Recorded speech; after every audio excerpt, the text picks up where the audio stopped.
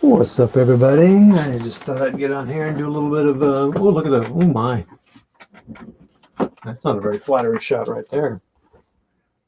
First of all, let's move that in a little bit so you can see that water a little less, but then we'll add this because I know everyone wants to see this. A little warm to be wearing this right now, but it's worth it for the fans. You know, all my 2 to 3 fans that'll watch this. What's up, Paul? Here just to do a continue base in these provisional companies so I can get to painting. Here's the robe. And realize I need some bases for the platoon headquarters, little bigger bases. So we have a little guy here, cheap brush, and do that. Let me know who's on. If anybody's on, no one's on. That's cool. And just a second to do.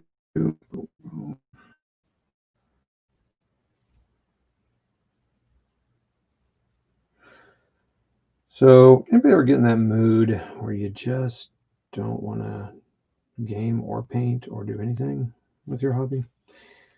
I think I'm that way a little bit because I'm I'm getting ready to go back to work and I'm trying to get my mind wrapped around that. It's been 4 months. It's a little strange, honestly. And I should be totally just like spending this last week just like getting games played, getting games played, getting some of this modeling done. It'll be back to 50 plus hours a week and all that business. And so it'll be less, I hope this is picking me up, my sound. Guess I could go check it out, but whatever. And but I'm just kind of a little mentally like, oof. It's been an interesting 4 months. I've had a lot, some clarity on stuff, a little bit of revelation.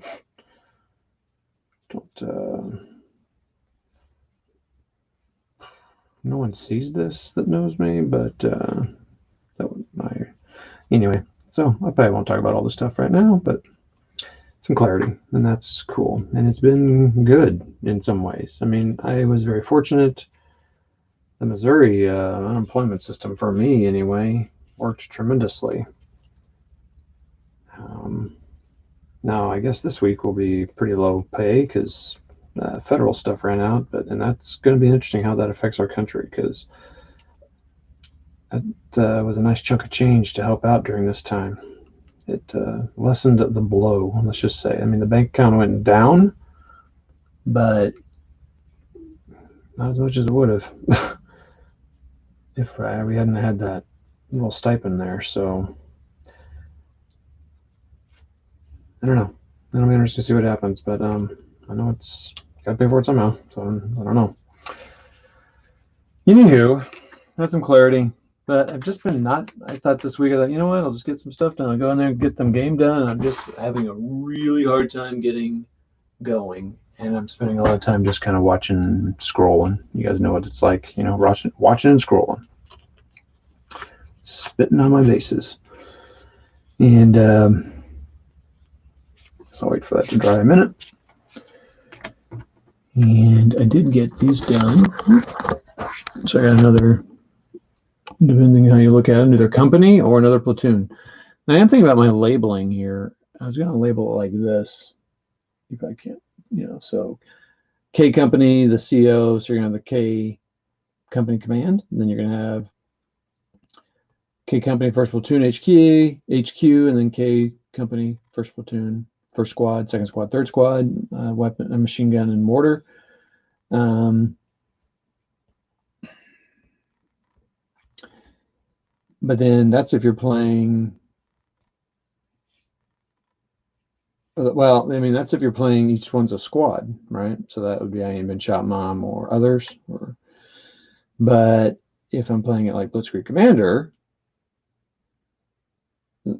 you wouldn't be K company. I mean, that would be K company right there. That'd be K company because this is a company. Forget these 3 guys, but these 4 stands are a company. That's the HQ and each of a platoon. So then that would be first platoon, second platoon, third platoon. But then it's like, well, what are these numbers? Because that's that. So I guess. Oh, wow. Really technically. Let me do something here real quick. Man, I have not been getting very many viewers from my things lately. It's interesting. So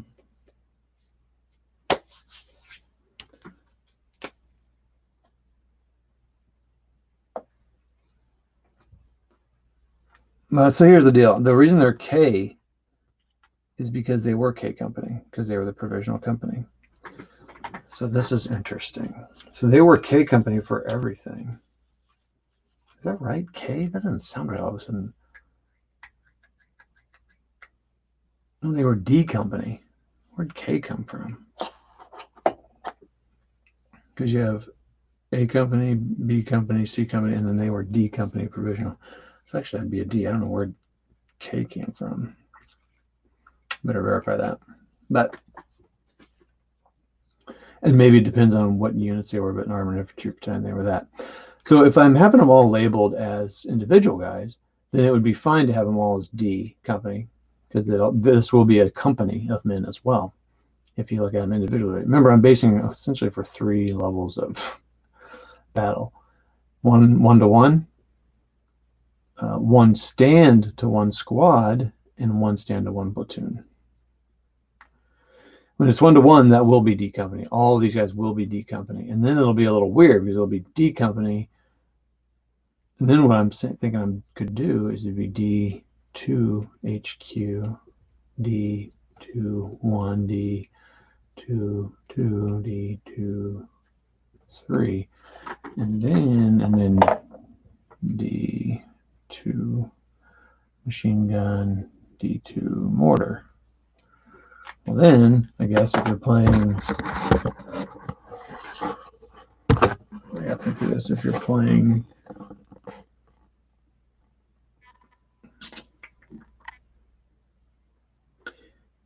playing Blitzkrieg Commander, then it can be D11, D21, D31, which is none here.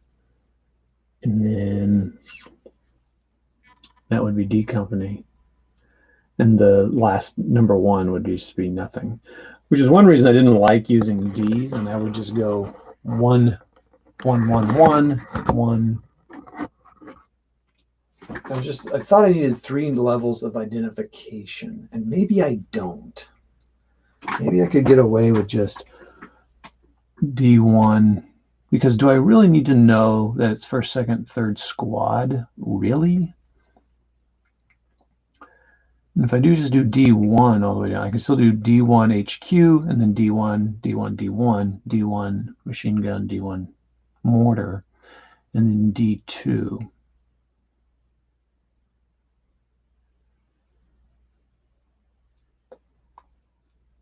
And then when I'm playing, problem is, then again, that's all D company, and they're all going to be labeled D company in Blitzkrieg Commander, which is like, well, wait, how many D companies do you have?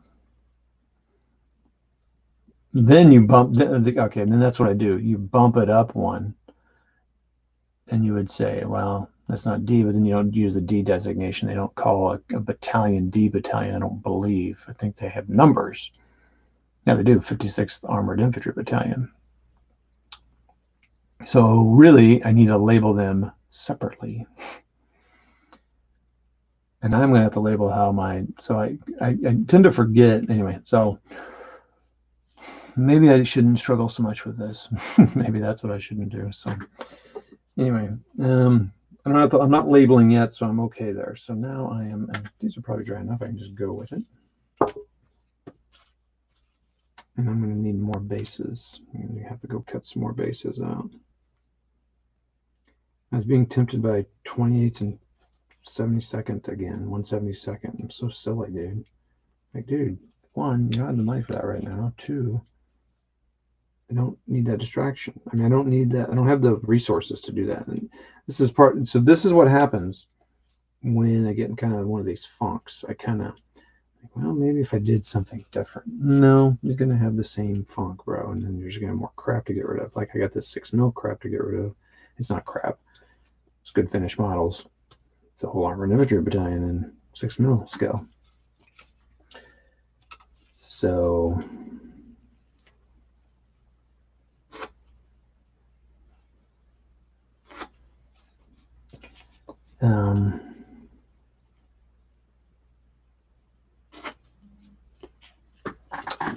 is that my phone that just buzzed? No. You know, and it's also I get tempted to buy another war game, like a board war game. Like, oh man, I really have been interested in that one, and I noticed that it's a distraction.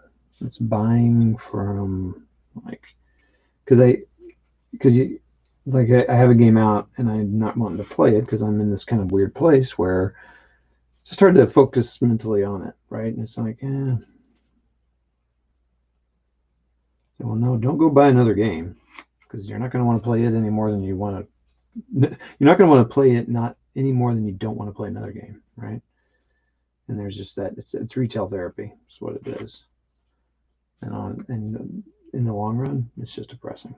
And I don't mean depressing in a true depressing way because I don't believe I have depression, but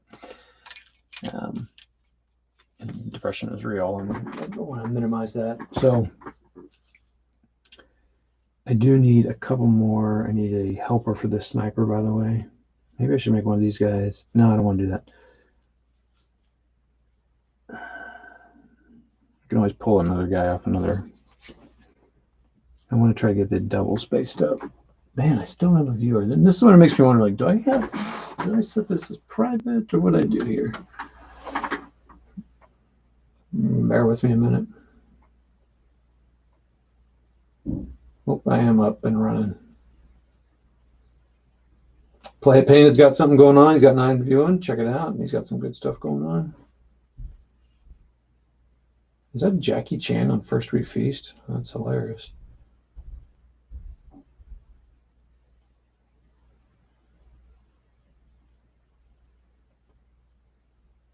So why? I'm not sure I'm on there. Oh, there we go. Let's see if I can hear myself. Yep, I sure can.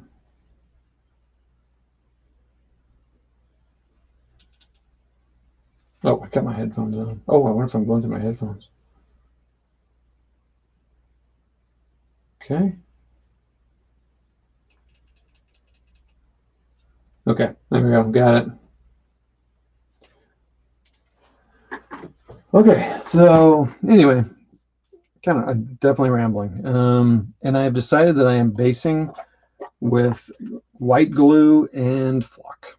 I'm not messing around with that textured stuff. I don't see that much of a difference. It's just more work, and because it's not brown especially, but I still have to, unless I put the, anyway, blah, blah, blah. I'm still super gluing down to the base. Maybe I don't even need to do that since I'm putting glue all around it. I'm just so used to doing it that way, but maybe I don't need to do it that way. So where was I? So yeah, you know, I see box sets and I just get excited about them. And it's silly because it's not silly. It's just a cool thing. I like the concept of getting a box set. I've talked about that a million times on my channel. It's just cool, right? I mean, you can get it. It's all in one box, and I love what Modeling for Advantage does. I've talked about that a million times, and others. Gosh, who else was I seeing where they get a box and they build it and said, well, maybe if I put this guy way at the front, that would. So now I still got to cover all that space. So. You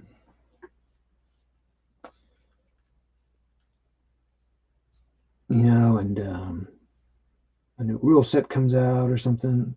You know what? I normally put my snipers on a wood base. Why do I have a sniper? Yeah, I better put my sniper on that wood base. Boink. So I have no loose guys here. I like to put my sniper down, and then I put something underneath him, you know, a little bush or something.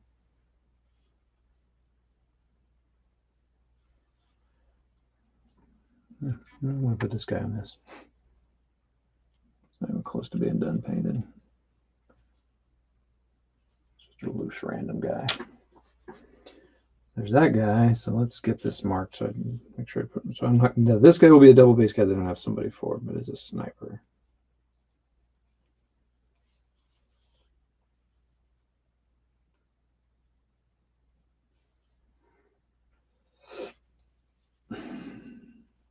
I'm marking what I'm marking with the pencils, where I'm going to put the labels. I'm not going to paint them on like I did the other ones. Oh my goodness. Rulers are good.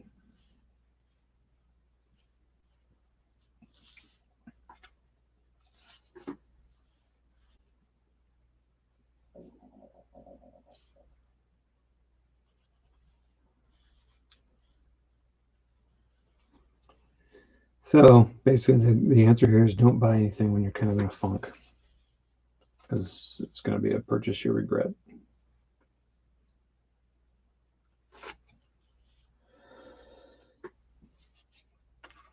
So this is all the platoon HQ.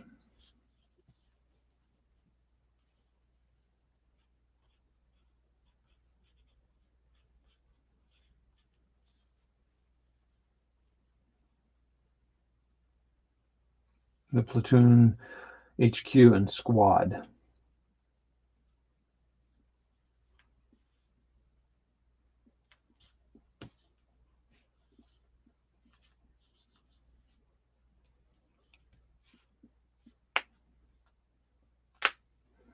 So I wonder if I should stick with my old labeling. Brown is like red. It's hard to clean out of your brush. Hey, what's up, OG Devin? What's going on, man?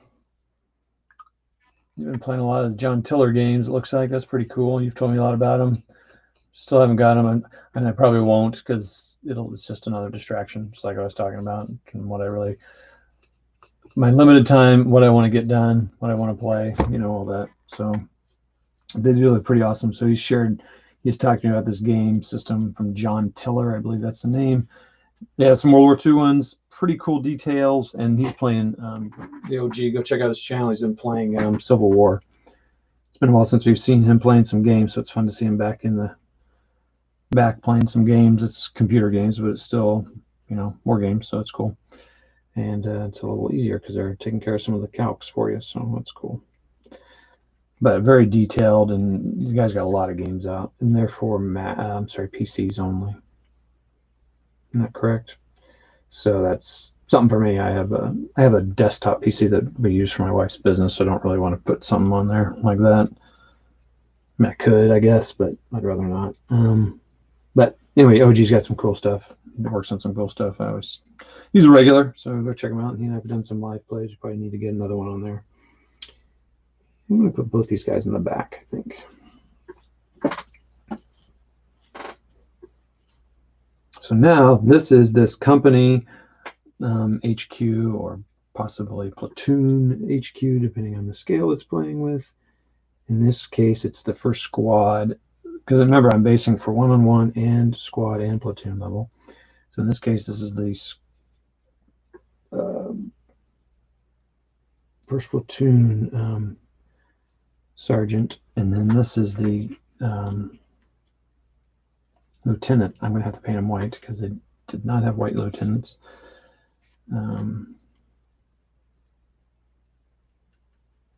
They had white lieutenants, I'm sorry. Oh. That's the pistol guy. He needs to go in the back. So, and really, if I go with my normal basing, I need 3 guys on here. Maybe I should put him here. I don't have any other guys. I have a headless guy here. I could put him on there. Keep him in the base of the thing. He's got his gun up. He's like, let's go, boys. Let's go to the front.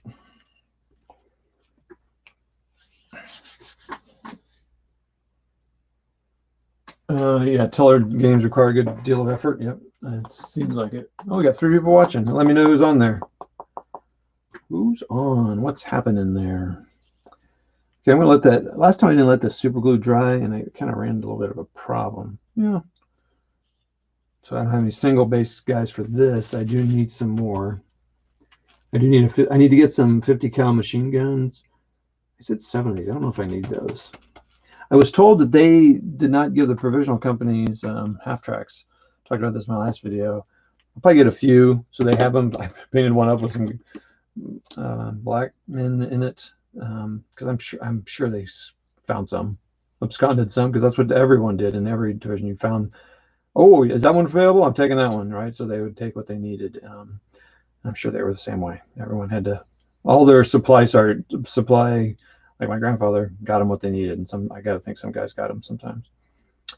This is a pretty good. This is a Plastic Soldier company. I'll probably get the set because I do want a bunch for the regular companies, and so I'll need one for at least a company. That's all I would need. A company's worth, which is 16. That's a lot. All right, let's go ahead and get these glued up. Oh, that's Monologue for Advantage, everybody. Talk about them all the time. There they are. Restless Kaiser.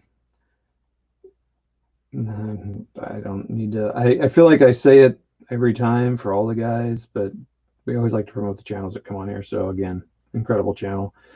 Unboxing, so like even that. So modeling for, I talk about box sets and my love for them. Again, I'm kind of a record, a repeating record.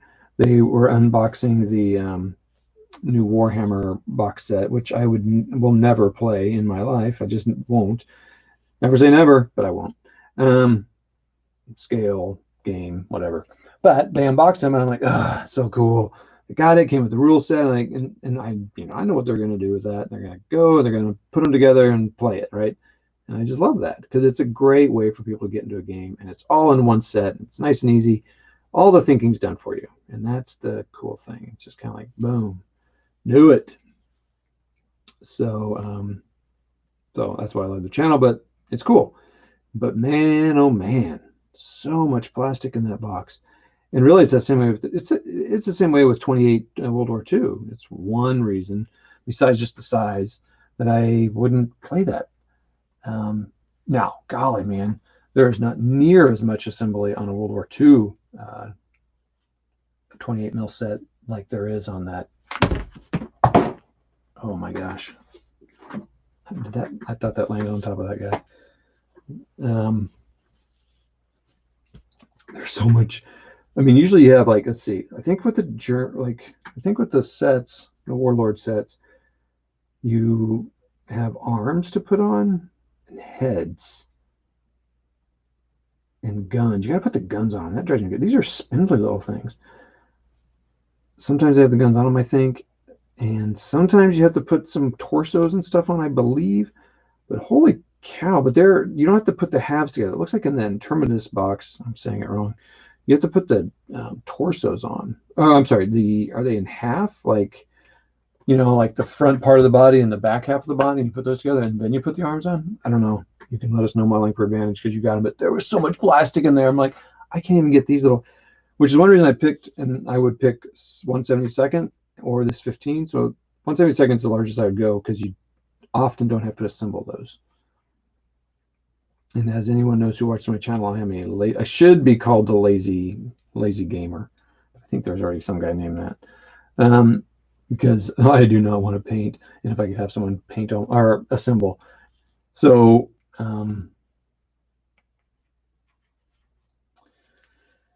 that's crazy. So it'll be interesting to watch you guys do that. But again, I like watching it because they're gonna, assemble them all, they're gonna paint them. I'm sure they'll all have them done. They're probably already done. They're probably already playing the games now. So cool stuff. What's going on up there? You settle in the basic scene, then yep, decide which dudes go where. Yeah, I did for the most part. I did Modeling for Advantage, which is one reason I wanted to do this before I finish painting them, just to kind of put my mind at ease and kind of get my mind onto something else, and then I'll go back and paint. I did for the most part. Now I'm struggling a little bit with the labeling of it, but that's fine and minor thing, and I don't have to do that for a long time. The gamers I know, the good gamers I know, and I call them good because and that's for truth and respect, is they would label them each scenario they play. So if they were a D company and it was actually D company, they would label it that, and they'd put the division on there and blah blah blah. Well, they're awesome, and I'm again lazy gamer. There's a lazy DM. That's taken. I could be the lazy war gamer. So yeah, I did pretty good. I just need to. again, you see other people do stuff and you get a little envious thing. Maybe that's it. You just kind of like, oh, look at that great Flames of War basing. They sell the basing. Everyone knows how to base for it. But then when I played with Flames of War basing, even Flames of War, I was like, oh man, this is a lot of guys on one stand. I just settled today that those guys that I have based, well, one, I can't get them apart. I've talked about that in some other videos. I can't get those guys off the stands. I've frozen them. I've put chemicals on them. So I'm just like, you know what? Something's going to happen. I'm going to break more than I save. I am just going to use them as is. I'll paint them up. Again, worst purchase ever on all sides. Germans, Americans, just makes me sad. But I get the British, and the British seem okay. But I'm just going to use them as based with 4 guys, and I'll mix and match, and I have no problem doing that. But anything I buy,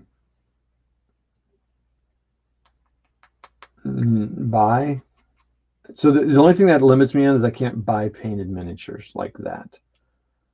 You know, like buy some guy's Flames of War collection, because that means I got to assume I can't get them off the base, because I haven't had much luck with that. I did get, actually, the British, I got a lot of them off the base. So maybe it just really depends on how they did them. Now that I'm sitting there thinking about it, that was not hard. I got those British guys, my first guys I ever bought off somebody, they came right off. So I wonder what he did differently, because man, the last 2 I bought from 2 different people, they are not coming off the base. Occasionally I can get to some of the Germans to pop off because it's a little weaker basing job, but dang, this guy with his Americans, he must have used plastic glue, because it must have welded to it. I mean, I wouldn't like I said, it didn't use super glue because I froze it and it didn't come off, and I was red that super glue would freeze off. So that tells me he didn't use that. He didn't use super glue, and it's as though it's welded together, and that's a sign of that plastic glue, right? So those guys, I'm just going to paint them up, and they're going to be, maybe I'll just label them kind of randomly, and they can just be whatever. They'll just be whatever. But I don't want to get rid of. I was tempted to get rid of them. In fact, I was tempted to throw them away, because I'm like, these are terrible. I'm not selling these to anybody. Maybe I could trade somebody, or just I wouldn't throw them away. It's a lot of money, and someone would use them and do really good with them. But they're so just bland and blah blah blah. Man, I'm complaining on this one. I apologize, guys. This is kind of the mood I'm in, so probably shouldn't have come online here, because I like to keep my channel positive.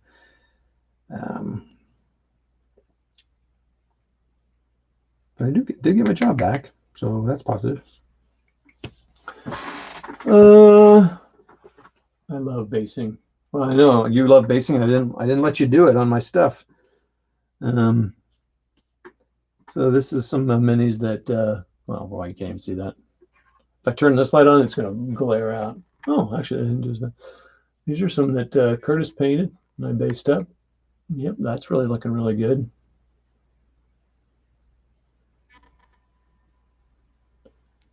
Paras, so thank you, Curtis.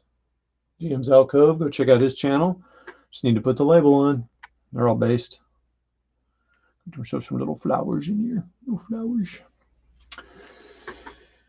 I've enjoyed basing more, actually, Curtis. I kind of like putting those, you get those flowers and some of that stuff, and maybe find some rubble or something. I don't base as nice as some people, but yeah, it definitely helps, and it helps to make it pop. And having the flowers is cool. Maybe some rubble. Boy, it might just, I'm on repeat here again. Record. Molly Pro, did you say something else? You don't care about the base, so just cut through it with clipper. Well, I tried that modeling for Advantage, and I might have an example of one. Here, actually, let me finish this and I'll show you. Yeah, I'll show you in just a minute. But thank you. I may try again.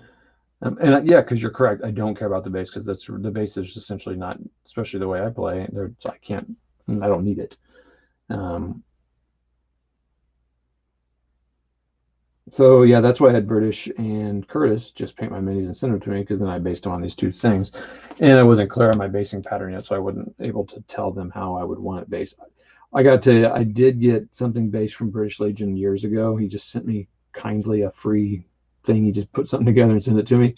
So amazing. A lamp and street and And of course, the guy was painted incredibly with, like, the insignia of the officer. It's just dumb. But I use it proudly and say, people, I have British Legion painted this. But so Curtis and British and other people basing would just blow mine out, which again would be awesome. But it's a way for me to save a little bit of money, and I don't mind basing. And now that I have my basing thing figured out, I might be able to. That's just be a lot more instruction to tell the painter that I sometimes am not ready to do yet. But see you. Oh, thank you. That's great. No problem. It's a fun project for me. Well, I'm glad. It was a fun project for me to get. So this is some Germans I tried cutting off. These are so bad. So that's me starting to cut them off. I need to get bigger clippers because these that I was trying to use, that's too much. So, well, I mean, I guess I can see what you're saying. You're saying I should cut around, just get as close as I can to them. Because right now here's the base and then here's the plastic. So yeah, I guess I could just cut that off. It's just such a,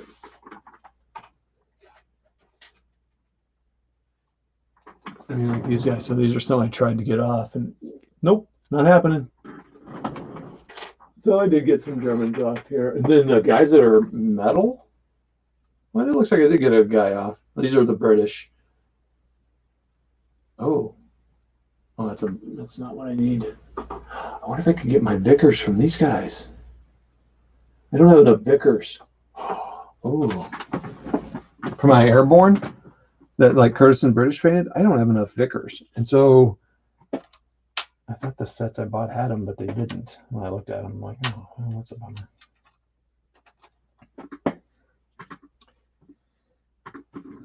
Anyway, so that's that.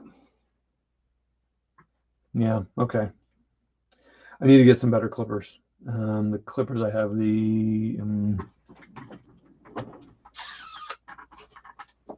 where are they? Where are my clippers I used? Yeah, so see, some of them came off.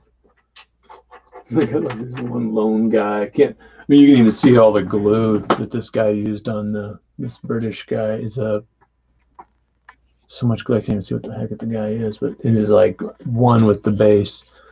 Old Flames of War base. I mean, I thought about even like popping. You can hear it. Some of them came off when I did that, right? You just kind of loosen them up. What is that guy doing? He's just crawling. Is that airborne or British? Sometimes 15 can be so small that you don't even.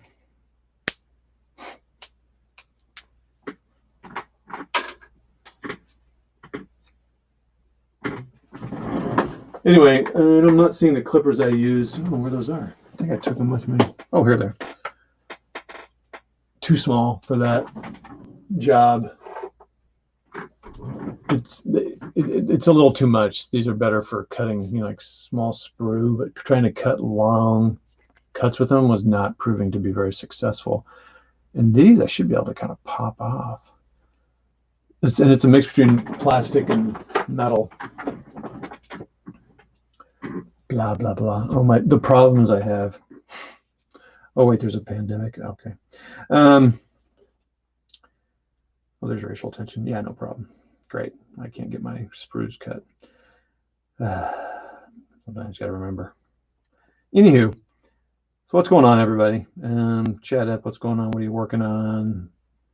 Curtis, you did a video on. I've been doing some battle group searching because I've been kind of fluctuating between rules, and Curtis is like, yeah, dude, that's all you ever do. But not really. I've got the rules. I have definitely narrowed down the rules I'm going to play. Like, I'm not even thinking about combat HQ or command decision even, or it's pretty much battle group, bolt action, blitzkrieg. And I think it would be fun. I'd say I Ain't Been Shot is one I'm curious about. And I am going to play blitz action. Oh my gosh, that glue just ran.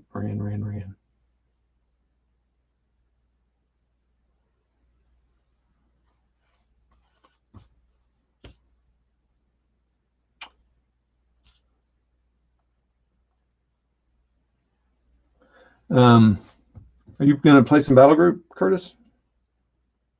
I do need another guy on there, really. No. Oh, well. Figure it out later. So let me know. Yeah, I saw you did a video in March, maybe, of it. Kind of talking about it, like maybe you're going to play it again, maybe doing 1/72 or something. So let me know if you're going to do that or not. Be fun to see you getting some video reports up again. Battle reports. Get your mind off your change up from painting.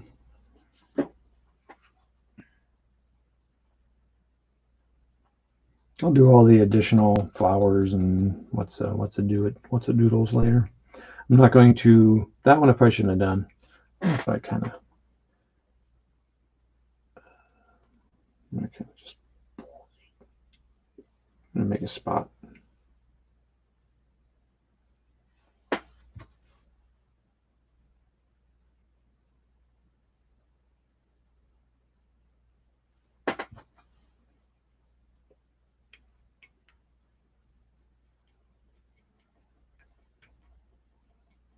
Kind of weird. Leave me a spot for a guy. If I had an extra one, I don't really have an extra one to put on there. So, all right, well, there's that. So then there's another one. So let's put.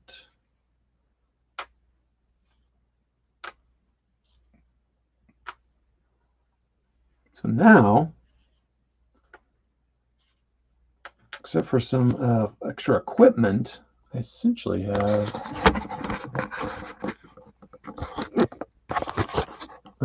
platoon.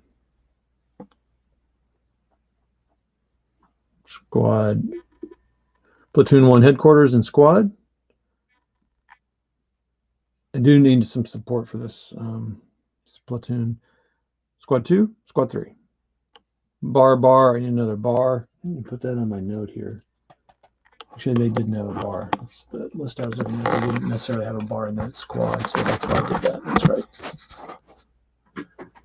What do we got here? Ooh, ID Jester's is a man. Okay, ID Jester, man.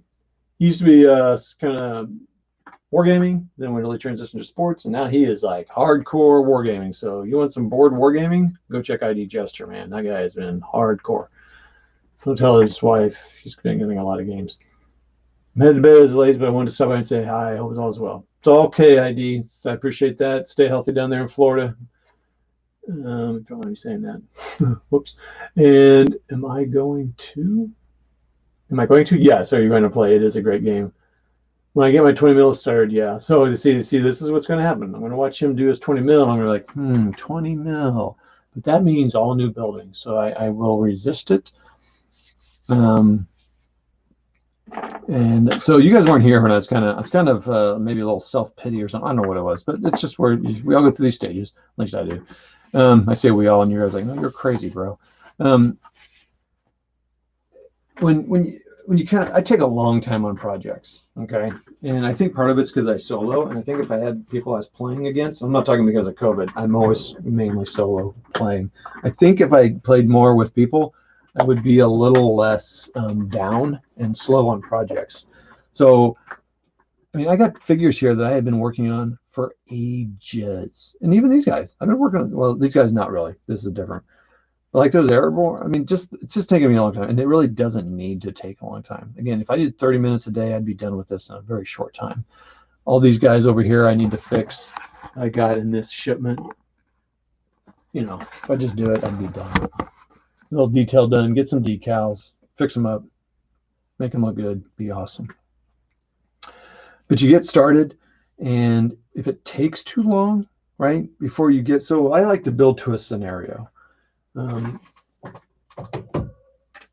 I like to build to a scenario, and that takes a while, right? Because you got to, especially now with furlough, I've stopped buying stuff, but that's a little different situation. But before COVID and before furlough, I still took a long time. So I can't, as much as I'd like to blame COVID, I can't do it. So I go a long time. It takes a long time, and then I see someone doing 20 mil, which has always been an interesting scale to me. I think, well, maybe if I did 20 mil instead. It was like, why? Why would that help me any? You know, it's like I'm going to have the same problem with 20 mil that I do with this, and worse because I'm starting over. I'd have to get all the buildings. I mean, how many buildings do I have for 15? You saw that. I don't know if you've seen it, but I have a 6x8 table set up in this room over here. I got 10, 15 buildings set up. Well, what's it going to take to get 10 to 15 buildings at 1/72nd, 20 mil scale, right? Starting over, paying them, blah, blah, blah, blah. Money, speaking of, just the money, because I'm not going to make my money back on these minis if I tried to sell them. Even the good stuff that Curtis and British got. I'm just not, I've been having a hard time getting rid of my 6s that I have because it's just pain. So I really have to take a deep breath and go like, why am I, what's going on here? So I don't know what the point of that is, but I know when I watch Curtis paint 20 mils, it's going to be a little tempting because it's going to be like, wow, okay, that's cool. Because, it's a new start. And I do the same thing with board war games. So I think, again, because I solo, I'm having a hard time getting into a rule set. It's like, well, maybe I really want this rule set. I'm like, no, because that game is not going to bring that joy that you think you're going to get from this game. You got to play the game you got. It's going to be a good game. I mean, I have got bad games before, but it's pretty rare. Let's be honest. Most games are not bad. All right, captain or major, and then a sergeant, and a bazooka and a loader. There's my spotter. Boom. And there's why do I have all these white guys here? So he's a messenger, radio, bazooka, loader, sergeant. So this guy's the sergeant. I need this guy here. So he's a sergeant.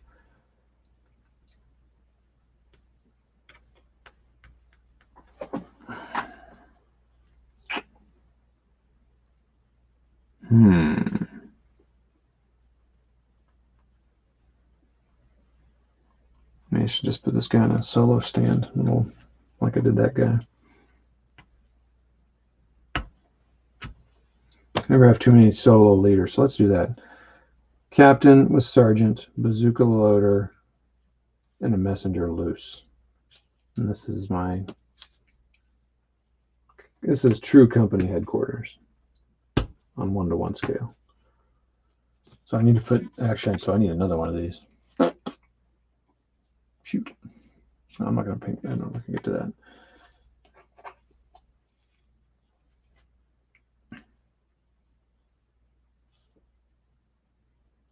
So I want to get another guy for there. That all makes sense, everybody? What I'm rambling on about? Yeah. Well, right. So, well, so anyway, ID Jester, he's good. Go check out his stuff. Golly, this really. Okay, wow, what's going on here? It's a great game. When I get my 20 mil started, yeah. So I guess I'll just show these. I also want to keep some of my 28s and do some bolt action COC games. All right. So I would, Curtis, I mean, this is, you can do whatever you're going to do. I would stick with 20 mil, and but you already have the 28s. That's the difference. You already have some of it, so you might as well keep it. That's the thing. Something different. Yep. But bolt battle group, yeah, that's really good. Yep. I hope to see some battle reports. Looks great. Set for battle. Yep. Thank you. I got another order in today. Should be here next week. Don't tell the wife. All right. I won't tell her. I was getting ready to call her and let her know. 28 in trouble. 20 millimeter is where it all began for me. Old Airfix kits as a kid. Yep. Me too, man. But I didn't model them. I just had them. LOL, ID Jester. Yep. I'll check your channel out, ID Jester. Yeah, do check it out, Curtis. He's got some. You'll like some of the games he's playing. He's got some cool stuff in there. Oh, ID Jester, are you still on? I'm thinking about Old School Tactical, though. Speaking of games, it's the one tactical game I've not played. I'm sure there are others I've not played, but I have not played it yet, and I'm tempted. I'm like, So, I like ASL, but my favorite game is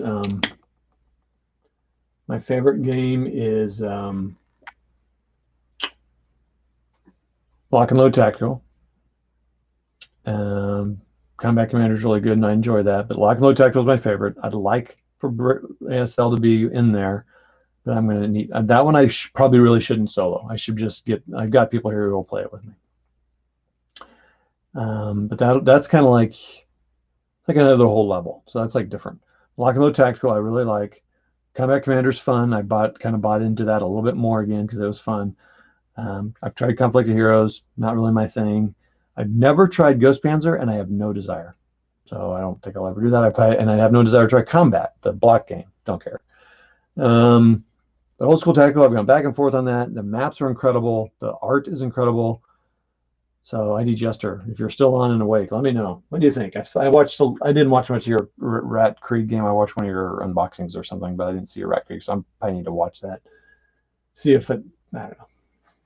And I did try 100 yards, last 100 yards. It was given to me by, oh my gosh, name's forgetting me. Anyway, I don't want to mess it up. Mark. And Mark B, he does videos, and he taught me the game. But it won't be a primary go-to, but it's interesting. From a battlefield perspective, sticking to a scale, really, okay, so here's why I did it. And I'll just keep telling the story over and over again, even though people are like, dude, you tell the story, same stories. Yep, that's what I do. Jerry, a guy who's been gaming for 50 years, I'm going to say 50. I don't know if that's accurate, but we'll stick with that story and go with it.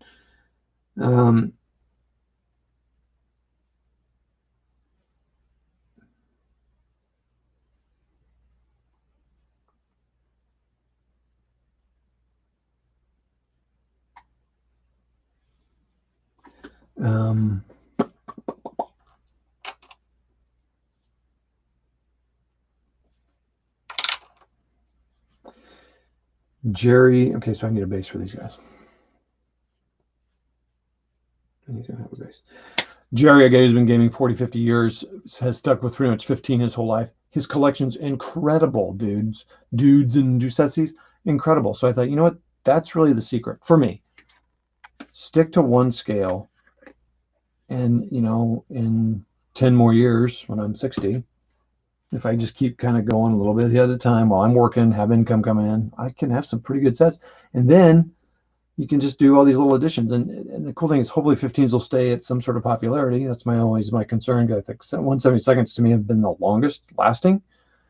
And to me, that's one reason to go to it. But I'm not going to be buying stuff for much longer, like 10 years. That's like nothing. So I don't think 15s will go away.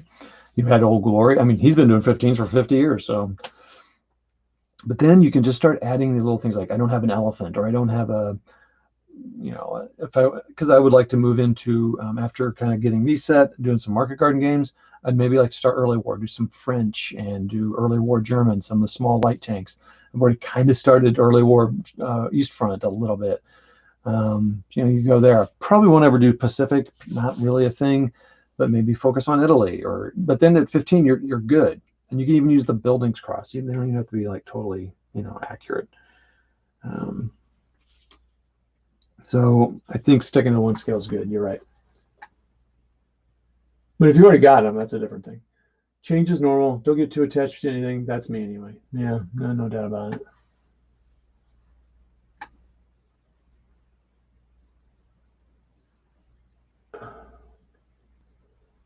Oh, we got Mad Dog 67 on here. He's fairly new to the whole thing here. Where was I? Okay, change is normal. Sold almost all my 15s. Yep. I really wanted to get some of those when you were selling those. It just was all the wrong time for me. As I always say, the more the merrier, and that's what gets me into trouble as well. Yep. Good luck with that.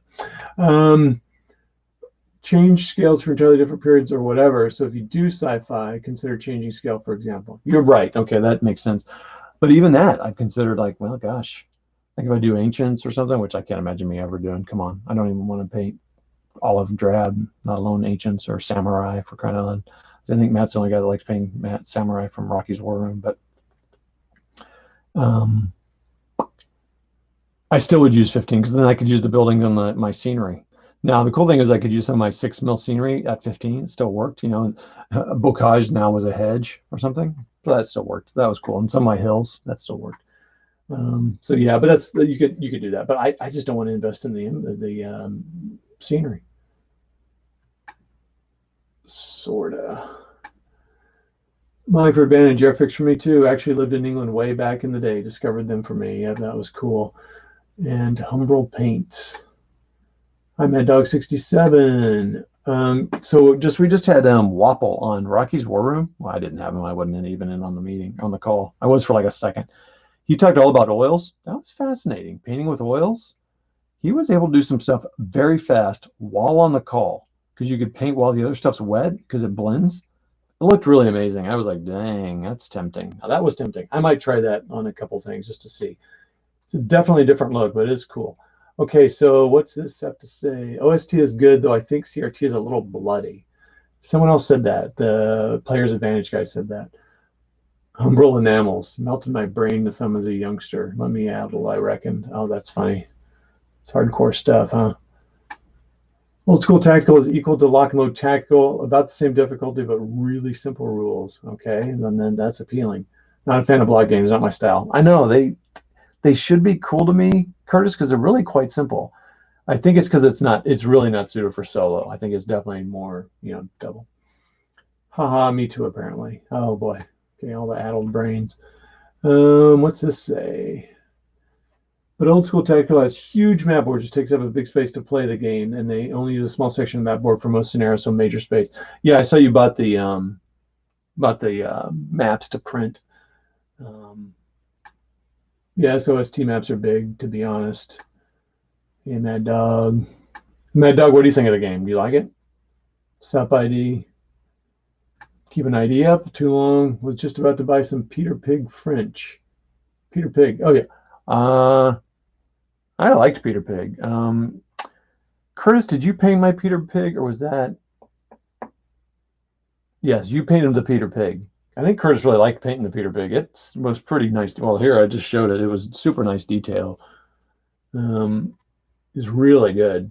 I bought it and sent it to Curtis, I believe, right? And I was impressed with it. And it's got some good details. And then the other one that was good that I sent to British Legion to paint was the oh my gosh, what's the one that you don't hear a whole lot about, but they came out right when Flames of War was really hot, like second, third edition. Field of Battle? No, what the heck is it called? Starts with an F. Field of Battle, Fire. Those were really good models too. I was impressed, but you got to buy the huge box set, and they don't have everything, right? Or they have too much of one thing, which is why it was good for Curtis, because then he got most of my extras. So for Peter Pig, you can buy small sets. So I bought, but I didn't buy enough Vickers. So I was able to buy stuff to supplement it. And so Curtis British painted my main core platoons, and then Curtis painted some extra platoon guys, but then also some core, like extra weapons and stuff. Right. Peter Pig, that's my go-to 15 now. So when it's coming into filling in stuff, I'll buy Peter Pig. Because I wasn't impressed with Plastic Soldier Company, I gotta be honest.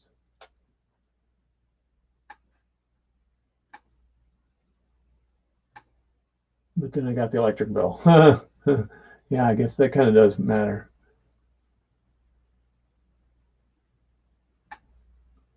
I only watch Rocky Horror when you're there, Todd. Oh, thanks, Molly, for Advantage. OST, yeah, I just redid the CRT level. Oh, that's interesting. Yes, and I don't remember what I asked you, Curtis. Oh, yes, that one. I bailed on Battlefront when they went to ABS. The packs I got were horrid. Yeah, I probably won't get those again. If I buy any, it'll be older. Because again, I liked the Battlefront, the older Battlefront. I liked them. Well, these are Battlefront. These are my provisional company. This is the older plastic sets. Pretty good. And I don't even mind the chunkier big guys. But yeah, I got some of the little loose plastic guys. I'm like, I'm good. Love the Peter Pig models. Yeah, you seem to really like them when you're painting them. All right, guys.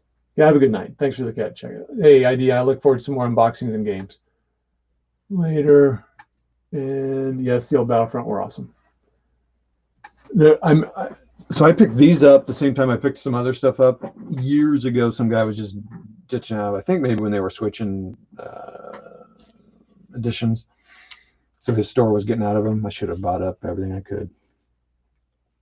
So buildings, he had all. I mean, I bought this set for like $15 or something, maybe 20. A company for $20. That's pretty good quality stuff. Give me a break. Yeah. Now, Plastic Soldier, I think they've changed I think they've thickened their guys up a little bit, I think. But they're also going to Ultracast. Maybe they're just going to that for their, oh my gosh, I'm having a heck of a time here. Maybe they just went to that for their tanks. I think it's kind of a resin, so maybe that's just their vehicles. Okay, so what is this? This is my company headquarters. Okay. So that's there. That's there. Oh, this. Okay, I need another one. I got it. Okay, so I need to write down here so I'll forget what these are for. CO. CO, man.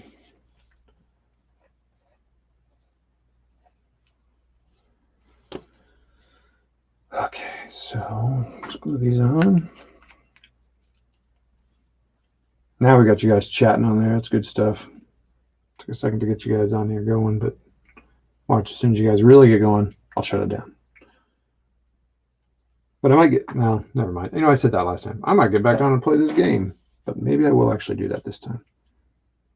Maybe it'll get me on there. I loved it because I was on furlough. I was on StreamYard a lot, and I actually hit my limit. It's like, you can't use our service anymore. You've maxed out your, whoops. I don't think I'll have that problem. No, we're not in August. Well, July's almost over, and then August come up, and I will not use it much in July or August because I'll be working. Boop-a-doop-a-doo.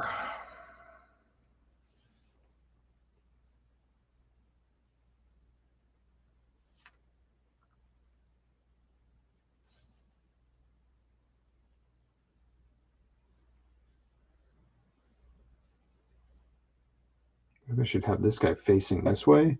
Like yell him back, like, hey, hey.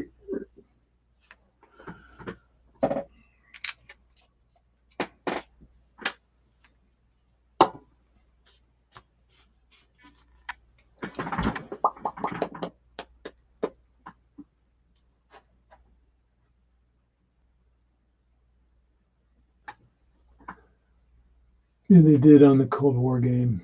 Yep. Those are figs too. Bent gun barrels, etc. Sorry, being stupid. What is ABS? Soft plastic. It's the bendy plastic, like Airfix. Lots of flash mold lines that were really a pain to try to clean. Oh, I did notice, because again, being tempted by a box set, because I love box sets, being tempted by the not Team Yankee, the Ballot. Oh, now I'm sorry, I'm changing. Ultracast is plastic. Yeah, I'm sorry. ABS is the. We're still on Battlefront. Sorry, I was going to change the subject here.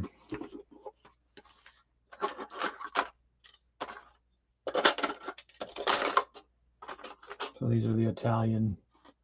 I mean, even the details. I mean, I don't expect you to be able to see that, but you know, that's the base. So, I mean, it's not bad. It's partially because they're so small. That's not too bendy though. Actually, that's just kind of. But there's the whole. So the guys aren't bad, I suppose. Let me look at what it looks like compared to.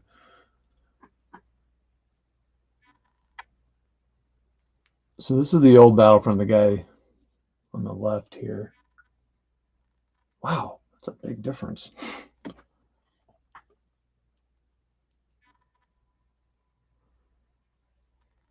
Quite small. That's unusual. So many guys always move bigger. Anyway, that's.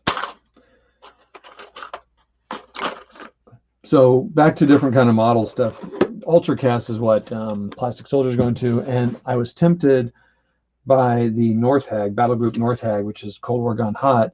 They're 10 mil, right? Which is, I get it. Going to 10 mil or 6 mil for World War I to 3 is a good plan because it's the scale and stuff. So I'm all fine with that. I don't care about that. But man, I saw the models on tabletop. There's a lot of flashing. It's not, yeah, like where the mold line was. I was like, dang, you gotta do a lot of cleanup there.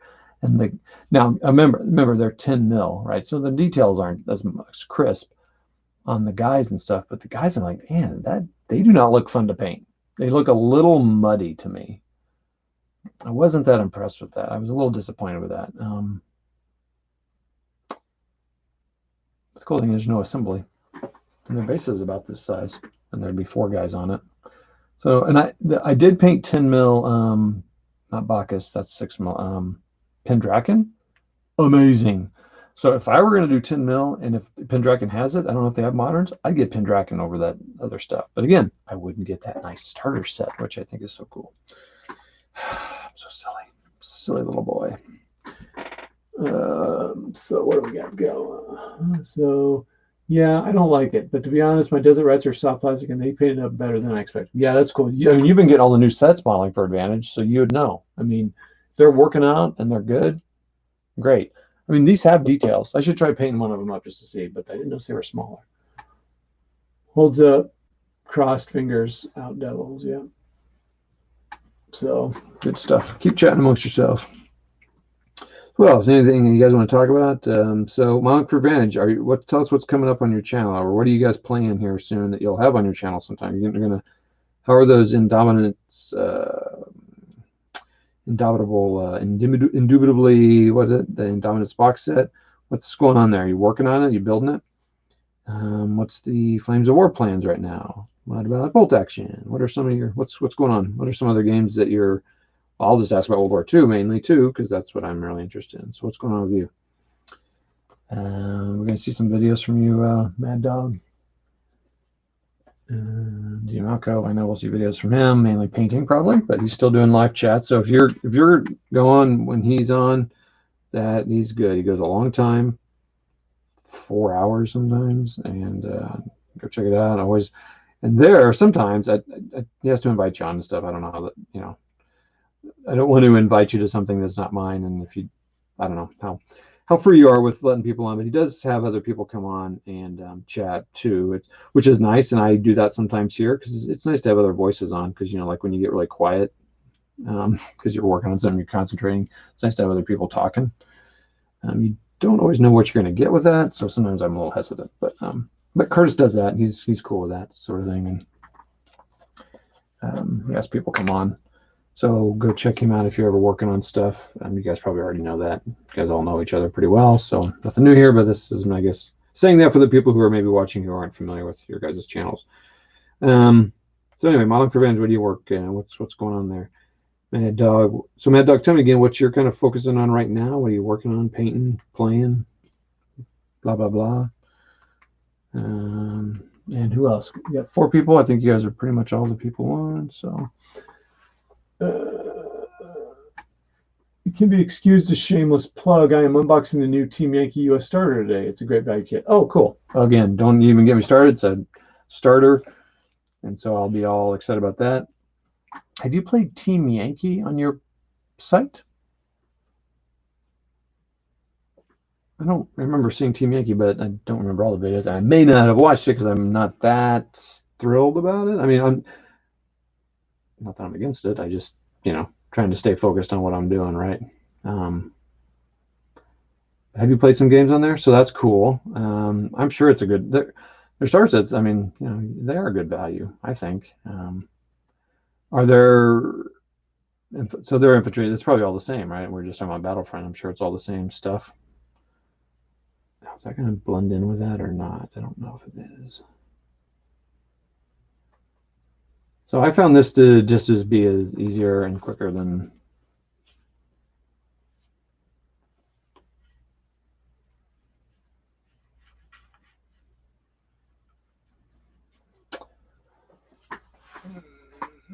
no shame. Be please. This is all shameless plug. This is what we want you to do. I just got done with the Pendragon box set of Russians. World War II. Yeah, Pendragon I was super impressed with. So I got some. I can't get rid of it. I got Mad Dog. Are you U.S.? I got 10 mil that I started painting, British Airborne and German. If you'd be interested in picking it up, it's primed and some is painted. I think decently. It's okay. I mean, you see how I paint, but it's 10 mil, so it's a little easier. If you're interested in buying some, I'm trying to sell it. And I would love to do it for a local person because I dread the idea of shipping it. I know you're not local to St. Louis, but if I can find someone to buy it for, basically I was going to sell it for what it cost me from Pendragon, and they're painted. I can pull it out and look at it if you want, but I'm looking for someone to buy it. So, but I loved it. I thought it painted great. I just decided to go with 15. It wasn't because of the models. But always shamelessly plug your videos on here. Come on now. Upcoming tank video. Oh, tanks. Yeah, you guys have been playing tanks. Oh, you're trying for What a Tanker? Recording El Alamein today, painting Space Wolf Terminators to play original Space Hulk. And working on our next bolt action game. Cool, cool, cool. Painting various things up. Cool, cool, cool. Painting another squad of Elheim US guys on force and scoundrels. Oh yeah, okay, cool, cool, cool. No featuring the Team Yankee box is probably because it's crap. They don't want to showcase it. That's hilarious. Pit tracking vehicles are a little sketchy. Oh really? Well, the ones I got were good. I don't know. Virginia. Yeah, it would be actually. What do you have? All right, let me pull that out. We're gonna do a little talk about shameless plug. Live sales. It's gonna be like Home Shopping Network. I'm trying to sell massive painted Pendraken World War II Winter Soviets and German rescaled to 15. I'm trying to sell massive. Wait a minute. Oh, you're going up to 15, and you have Winter Soviets and German. Okay, that's cool. Let me get these glued up, and then I'll pull out my 10 mil box, and I'll show. We'll do a little show and tell.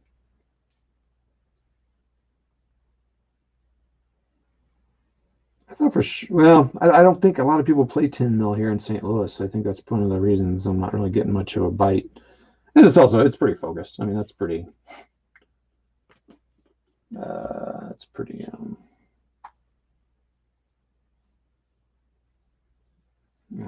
10 mil. I mean, I thought some guys I knew were playing it, but they're playing 12 mil. I'm like, 12 mil? Who the heck? What? It's cool though. But I just was like, what the heck, dude? So many scales.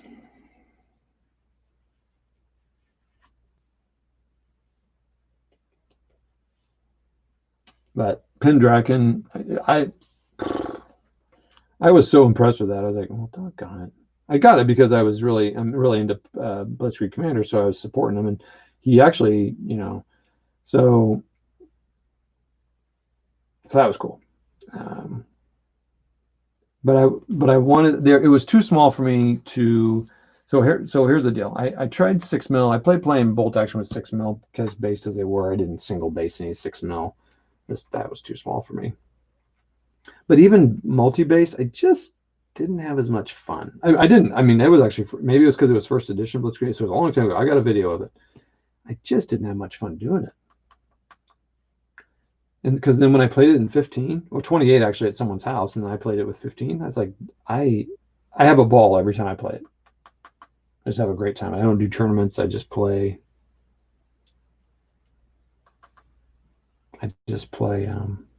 Historical scenarios. So with 10 mil, when I tried it for Blitzkrieg Commander, it was before I made the decision to go with one scale for everything, one scale to rule them all, because again, thinking of Jerry, the local guy, I'm like, he doesn't have multiple stuff. As far as I know, he might have 28 mils and something, and because of that, he can use the same buildings, the same terrain, same paint. I mean, everything can be the same. I know you can use the same paint on different scales, but I think you guys know what I'm talking about. All right, so there's my CEO. These guys are CEO and runners, so that's cool. Making decent progress. So, thanks. What was that? So here's a 10 mil Horsa glider. No, that's not Horsa. That's a Waco. No, that's a Horsa glider. So there's a 10 mil Horsa glider.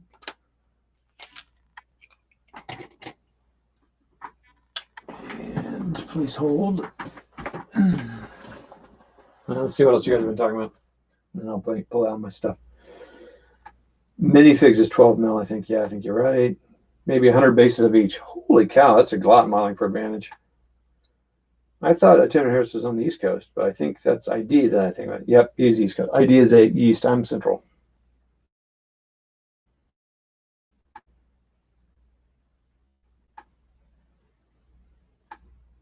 So I'm not local to St. Louis. No. Yeah, I have boxes of train different scales. To that point, I need a bigger house. Yep. Gliders, Pegasus Bridge, sir. Yeah. Okay. Okay, I think are they in this box?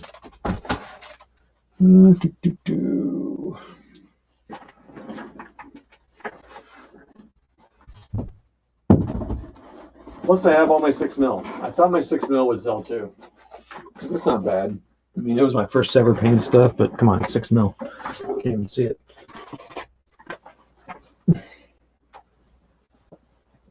I need a drink. There it is. All right.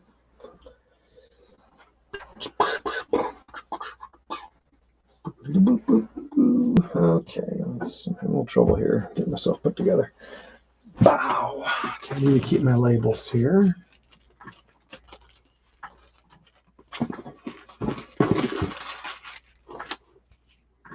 So, glider, drink.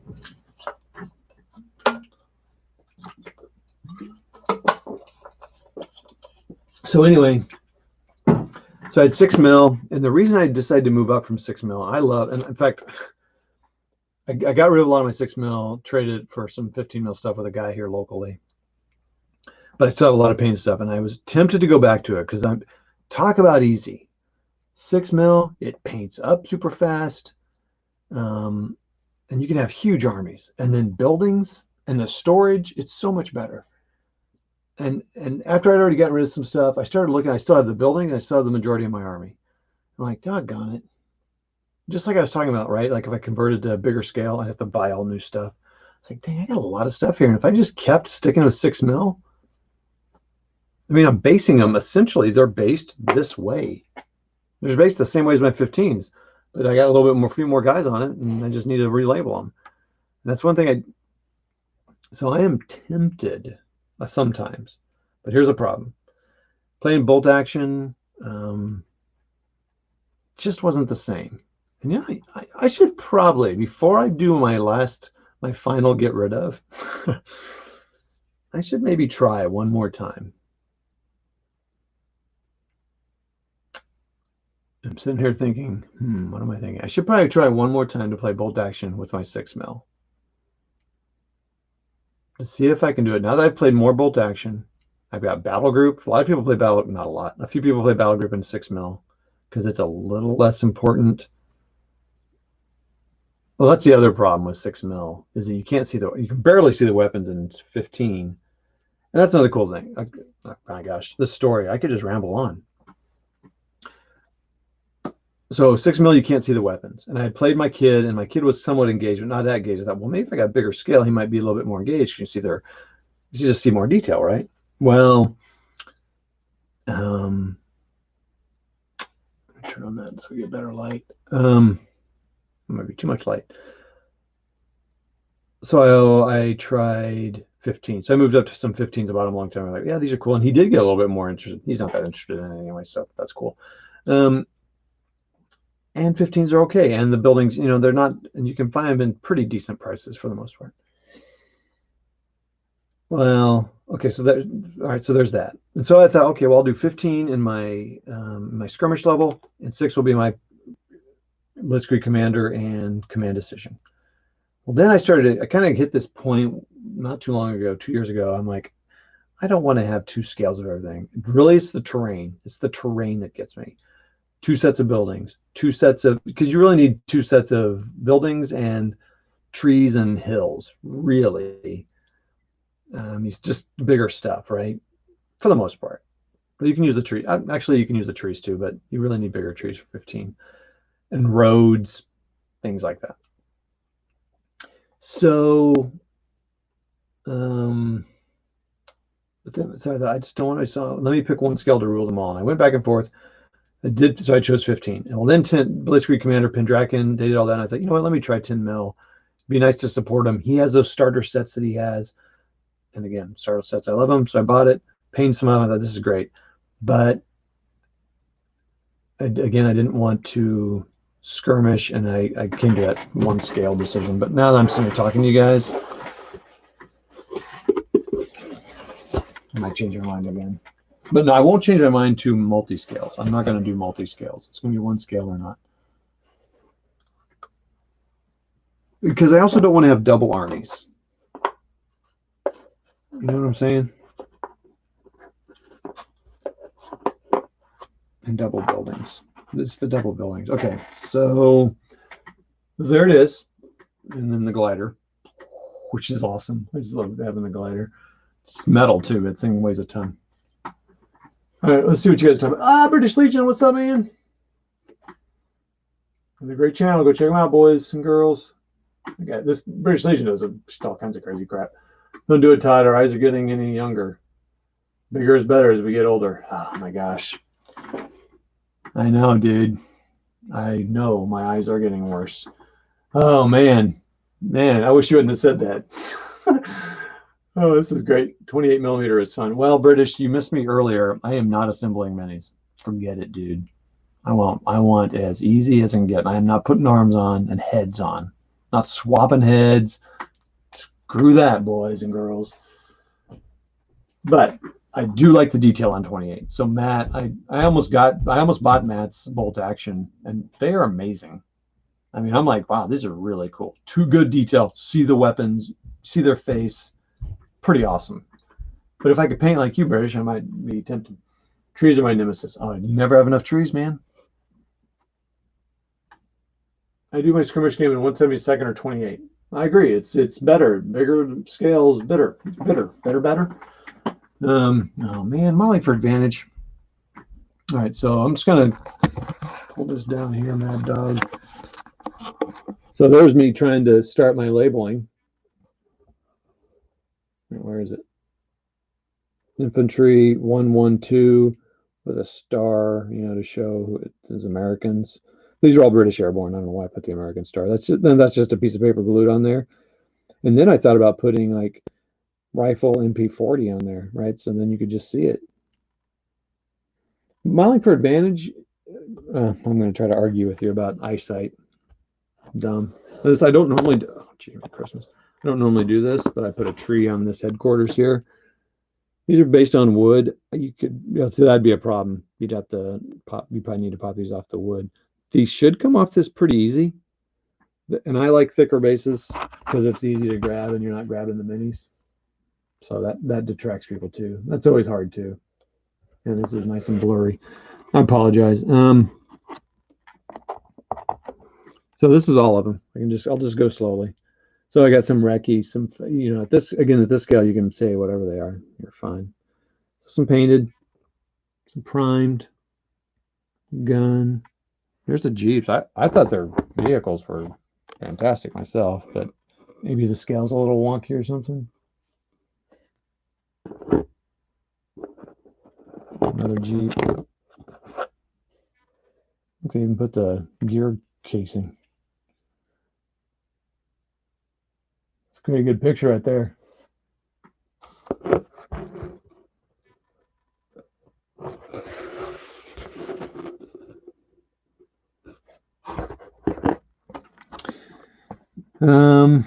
Again, SS, so a little speckled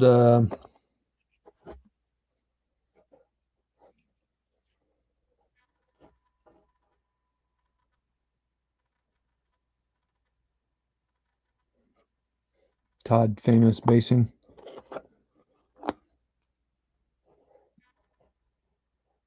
Machine gun. Track.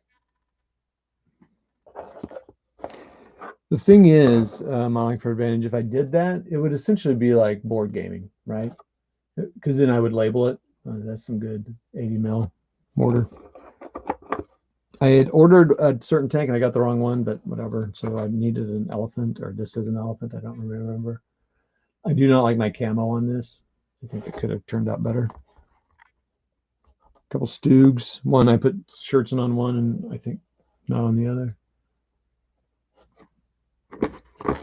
MG42s. Sorry. No, this isn't meant to be a complete showcase, but I can send pictures. This was all for a particular scenario. But actually, I'm playing right now in 15. Anti-aircraft. Boom, boom. Shoom, shoom. So there you go. There's a radio guy. There's machine guns. There's some infantry guns over here. SS, Volks Grenadier painted up like Volks. Again, leaders, headquarters, and then some primed.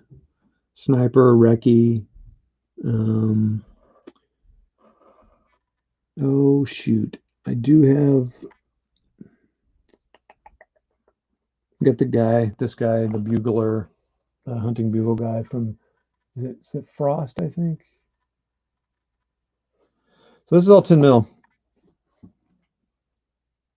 And I would like to move it. So if you're interested, seriously, I can. Should have some pictures. Why is that? Should have some pictures I could send you, Mad Dog. If you're interested, itinerant hobbyist, all one word, at gmail.com. Itinerant hobbyist, just like it is on the channel here. If you're interested, if you're not, no problem. No pressure. But the thing is, I already got lots of 6mm. So modeling for advantage, if I went to 6mm, I would be labeled, right, like that, and I would kind of, I don't know how to do that. How would you do that with bolt action? I really wish you hadn't said that, modeling for advantage. Put a little stick in, bike when you're biking, and you put a stick in the thing and it flips you over, like in Deadpool. Thanks, man. I'm just kidding. I am not going to 28. Someone else talking about that? You could go metals. Oh, metal 28s are solid. I just made some more woodland trees, and once again, within a day, they started falling. Oh, man. Mad Dog, I have never made my own trees.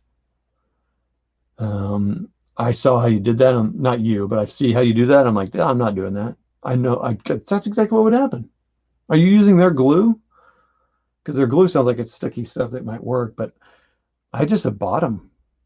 I know that's stupid expensive that way, but that's why it's taking me forever.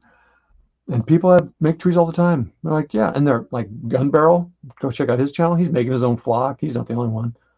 Making your own flock, or not just not flock, but clump foliage. Ugh. But really, Mad Dog, that's really what you need to do. You really have to make your own. To get a lot of trees and to save money, you need to make your own. And I need to do that too.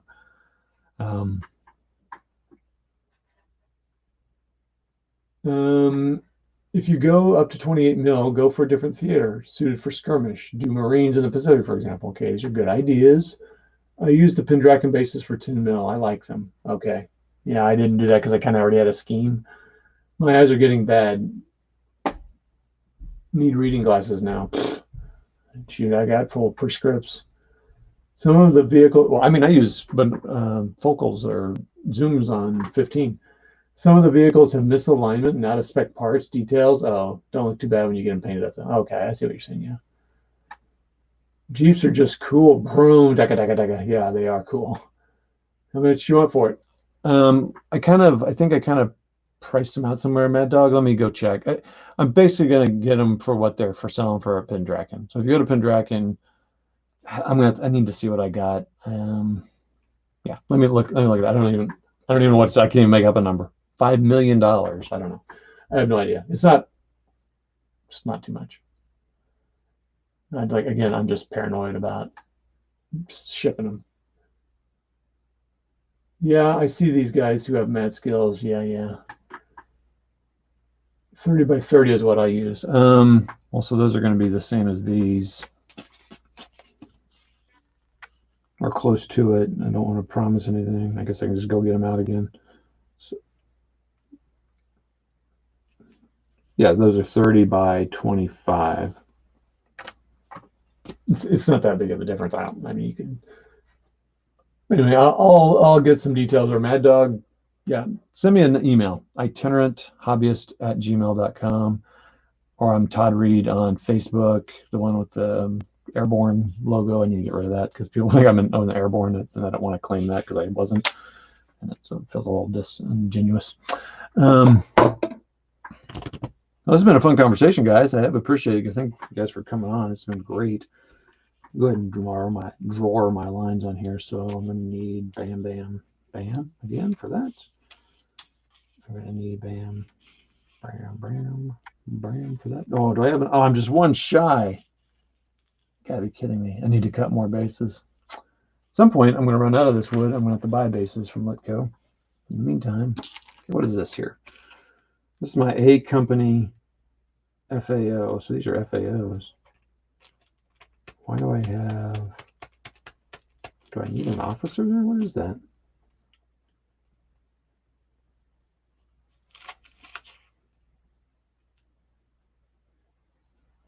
Wonder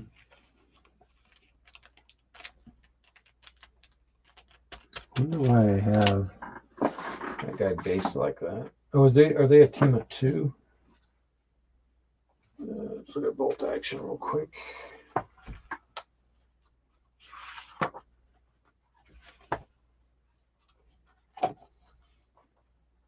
Fort Observer, and up to 2 further men. Pistol, submachine gun rifle.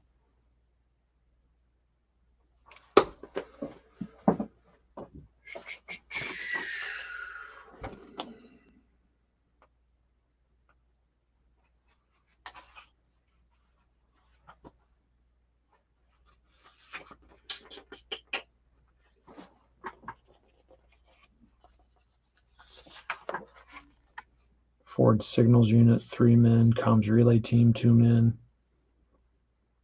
Ford air controller, 2 men. Yeah, we could do that. Yeah, let's do that. Let's make these guys a stand. So with these guys, I will make them a command stand. So I'm going to take these guys. I'm not going to be able to build out a full platoon right now. And we'll make him a command. What do we got? Oh my. Yeah, send me an email. Let's see if we'll talk about it. If it doesn't work out, it doesn't work out. It's all good. What do you cut your bases with? A saw. There's a video of me doing it. Go check I think I called it cutting bases.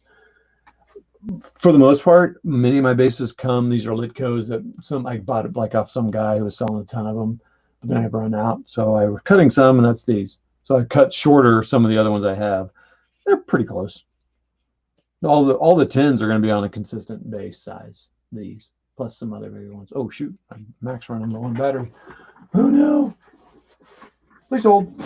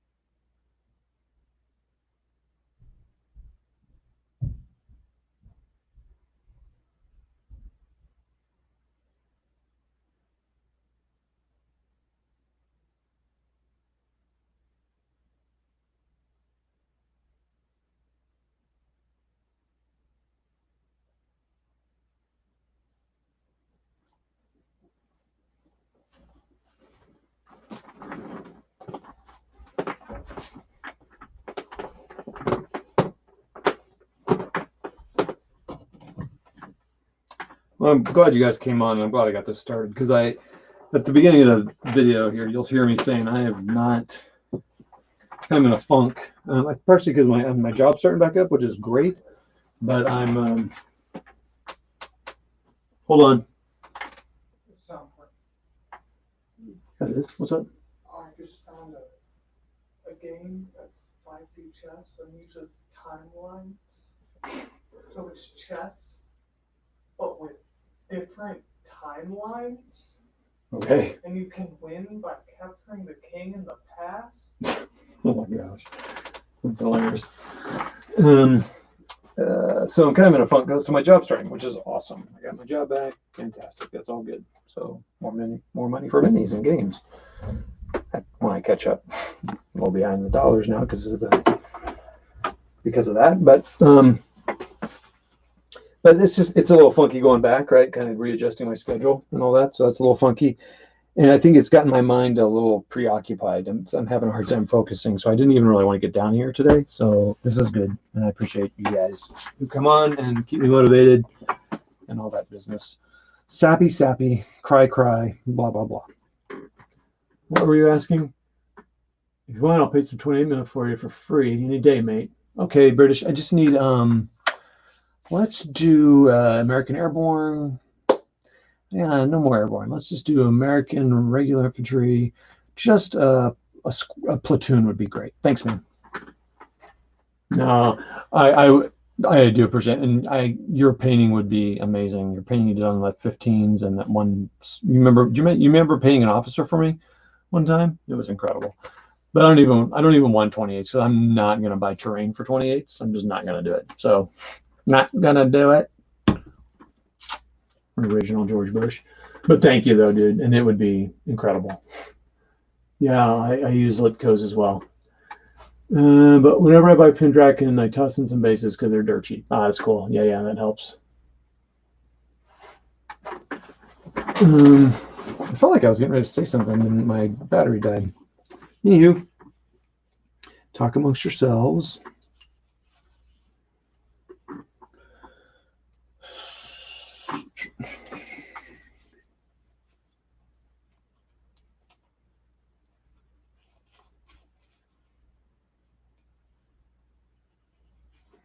My son said he found a game that is time 5D chess, 5D, 5 dimension, and each dimension is a timeline, so you can capture the king in the past. I'm gonna put the radio guy. I'm gonna put the radio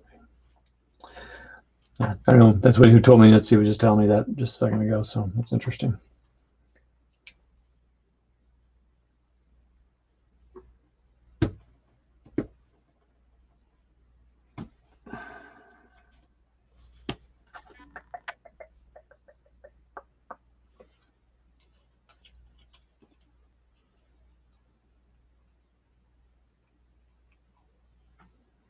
So this stand will double as a forward air controller or a forward communications team and battle group or a random commander.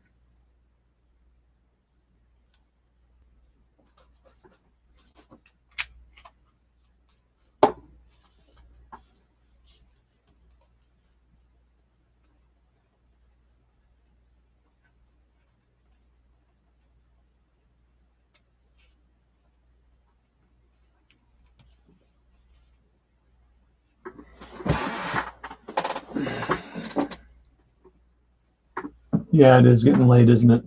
Hey, thanks for coming on, Mad Dog. Send me an email.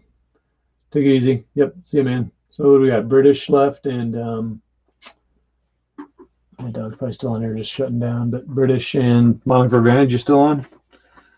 All right, so what else do I have weird? Okay, so that's done. And I need to paint up another. What are you working on, British?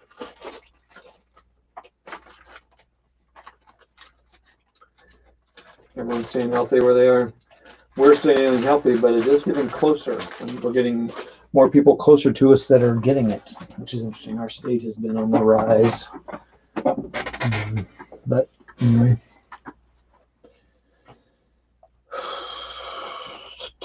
But everyone's healthy, so that's good.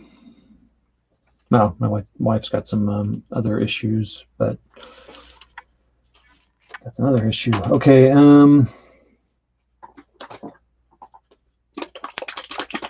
just some minor heart stuff, and it really is minor, relatively speaking, but it doesn't feel minor when it's you with it, so don't want to play it down, but anywho.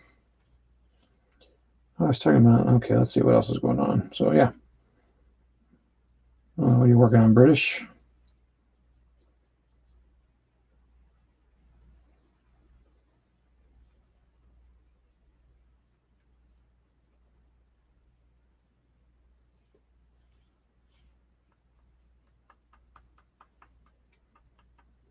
And I really need to start going to bed this week. I really need to start going to bed early and getting up early because next week is going to be a shock to the system.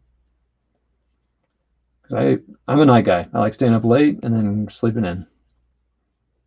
And I had some woman I'm talking to about some things, and she goes, I'm an early bird. Can you talk at 7 or 8? I'm like, better go with 8 on that one.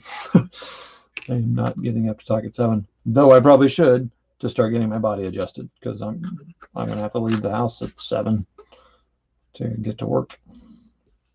We are still working, but we're kind of rotating, I think. So I'll be 1 week on, 1 week off. Not off work, but working remote, I guess is the word should be using. So anyway, that's just going to be different. It's just strange. 4 months off, man. I've adjusted. It didn't take long for me to adjust, honestly, because I'm that kind of way anyway. I normally stay up too late anyway. So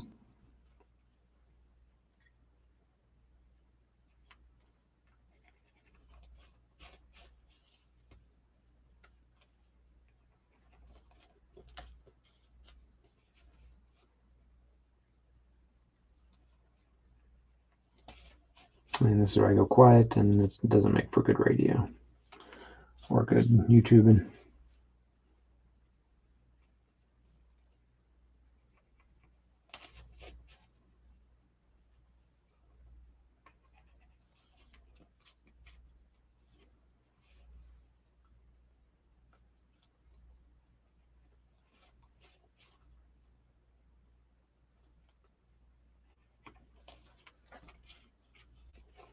So, boy, I really did go quiet. So, my renewed goal here is to stay focused on what I'm painting for. What I kind of had British and Curtis paint for me. Oh, Curtis, are you still on? Or did you get out a while back? You're a late guy too.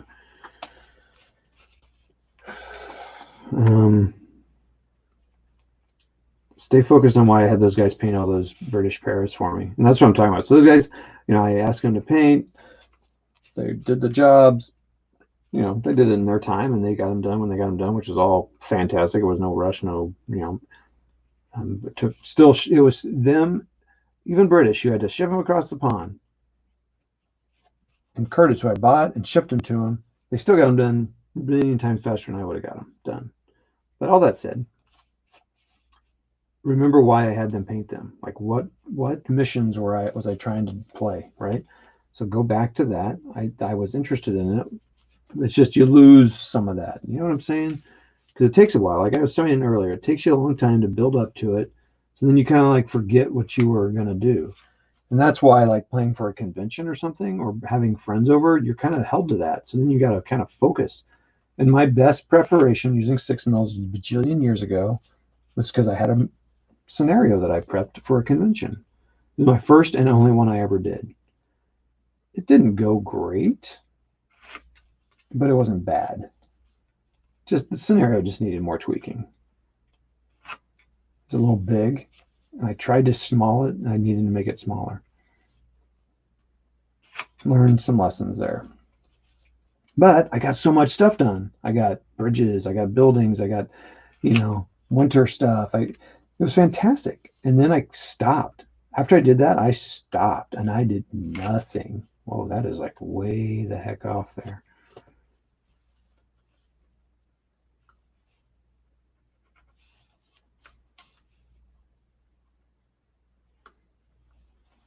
No, that tells me that my yikes. This is not the best real, and my lighting's not fantastic here. So I stopped on 6 mil. My 6 mil collection stagnated because I needed another scenario. I needed something else to work toward. I have to have projects, and because I do historical, I'm not just going to build out army lists. I have a hard time just buying. Here, I'm just going to buy some Stoogs. I'm just going to buy some blah blah blahs. No, I need something to shoot for.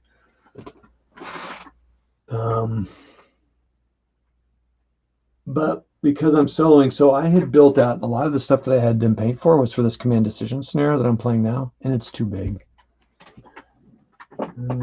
Let's see, what do we got here?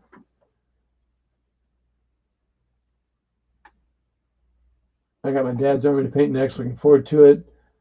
Do you mean Dad's Army like the British TV show, right?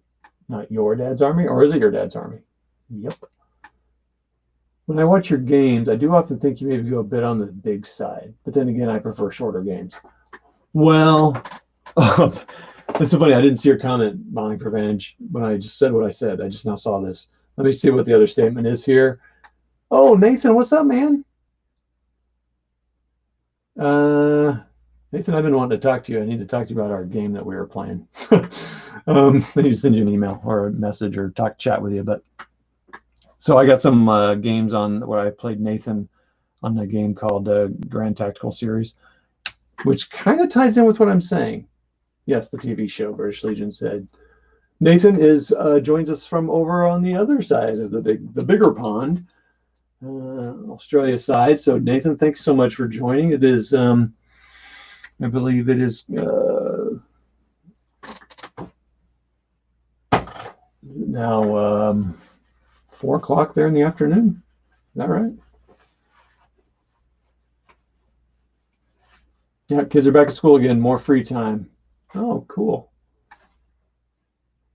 Well, yeah. Anyway, yeah. So let's go back to this.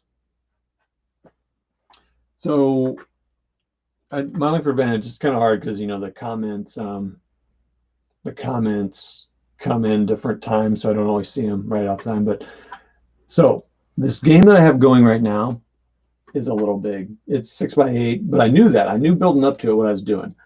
And and it's cool that I was able to build it out. Now the table doesn't look great because I don't have enough roads and some stuff there. So it's not perfect. I wouldn't put this in on a convention, and I would be hesitant to bring people here. But that's what I need to do. I need to bring people. People don't want perfection. They just want to play a game. So I need to remember that.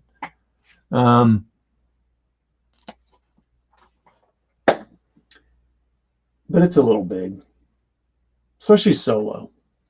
6x8, all the armies, a lot to think about.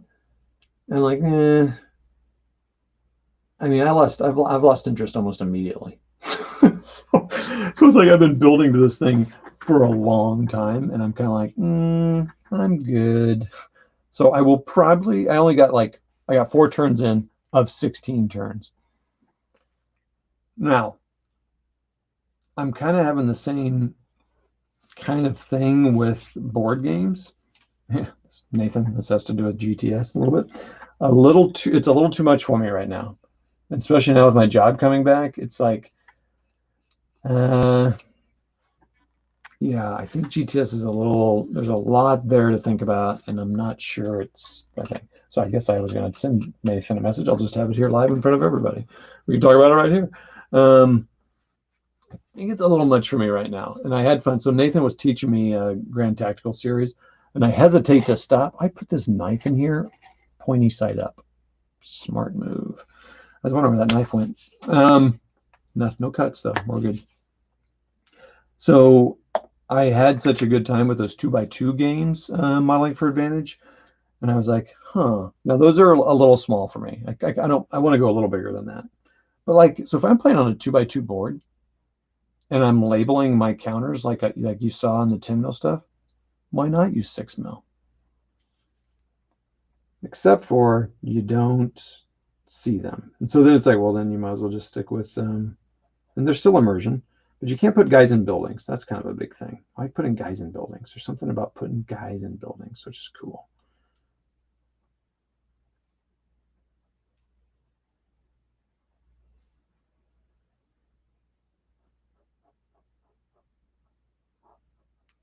And maybe I'm just a floating little butterfly that goes from thing to thing. But what's my point? Smaller games, yes. So as cool as those command decision scenarios are, they're too big for me. And I like shorter games too, is what I'm getting at. I like being able to play them. It might take me 2 or 3 days, or maybe a week to get it done. That would be daily playing, just because of time. But at least it gets done. This 16 turn game is going to take me forever, and I lose interest, and I want to play something else. So, all that to say, I am with you on the shorter games. And even my board games, I'm thinking, yeah, I need shorter. Now, so like the Grand Tactical series, it can be shorter, but there's a lot of decisions to make there. There's a lot. It's a very smart game. The actual game, it's like calculating the odds of the combat. It's great. It's pretty easy, honestly. It's the decision making that's hard, and that's cool. I just don't think I'm in that place right now. I'm in this transition in my career where this furlough things happened, and I am not going to get rid of the Grand Tactical series like I did last time. That was not. I'm not gonna say it was dumb. That's just what I did. I'm not going to do that again. But I'm probably going to pause that right now. LOL. Yeah. Hey, Napoleon. Oh, British. Shut your mouth. So, British, Napoleonics. That's funny. If I were to play Napoleonics, which again, I can't imagine I would, it would be using something like Fistful of Lead or Fistful of Lead. Not even Sharps Practice. Too many minis. Sharps Practice even has that's like 30 to 50 minis. That's a lot. And Napoleonics, screw that noise. but it would be Fistful of Lead or what's the other one? Shakos and Bayonets or something like that. It's Ganesha Games, where you only need a few minis. If you like putting guys in buildings, don't play Bolt Action. They're death traps. That's funny. Oh man, we got the crews here today. We got Paul Beckus on, another great channel, dude. Thank you, sir, for coming on. I'm kind of catching the world as it's going around the globe here. So the Australian guys are getting off work or kind of coming for their afternoon stuff. The British guys are kind of waking up. Fantastic. Yes, sure. I took out a whole full Russian section in a building. Yeah, the buildings are interesting. So hello, Paul. What's up? I know, man. We got the crew here. We got Nathan, wise guy. I mean, we got some good stuff. Oh, someone's dropped off though. I haven't finished Nathan. Maybe when I said I wasn't going to play him in the game, he dropped off. So, yeah, we got the crew. We got Paul. We got British. We got the gaming video elite on. All right. Since you just got on, Paul, let me keep gluing guys to bases here. So far, what I've got done this video call, got all these guys based, except for these were based already. So that's, I don't want to cheat. I don't want to lie. I'll be honest. Oh, it was based, so that's cool. Showing off my 10 mil to maybe sell off to Mad Dog, which would be cool.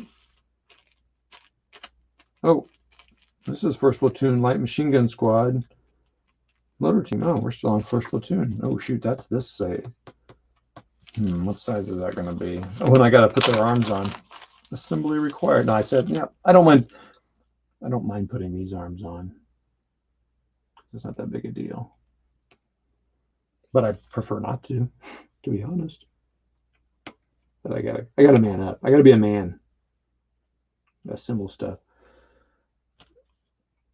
What scale is the World War I that you're playing? Is that 28 or is that 172nd, Paul Beckus? What's going on?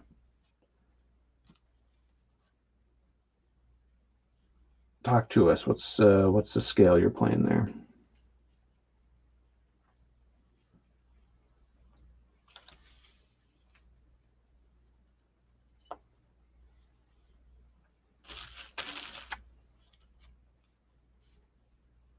So I don't often, these I kind of fudge with a little bit. I gotta,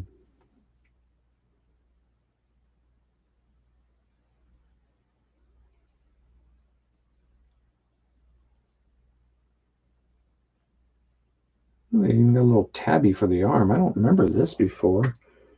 Okay, it's gonna take some concentration here, people.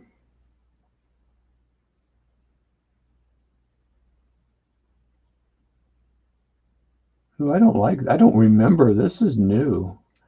You glued this guy's arm and this guy's arm on the same piece? Ugh. Look at me. It's like I got to make two glues. And then I got to put his shooting arm over here. Okay, I got to do some scraping there so that they work on there. So go ahead and talk amongst yourselves there, and I'll come check up on the chat in just a minute. Paul Beckus, do you play in mini scales or do you kind of stick with one scale? That's kind of the topic of the discussion tonight. Sticking to a scale, or maybe that's something we should talk on Rocky's War Room about. Playing in multiple scales or choosing one scale.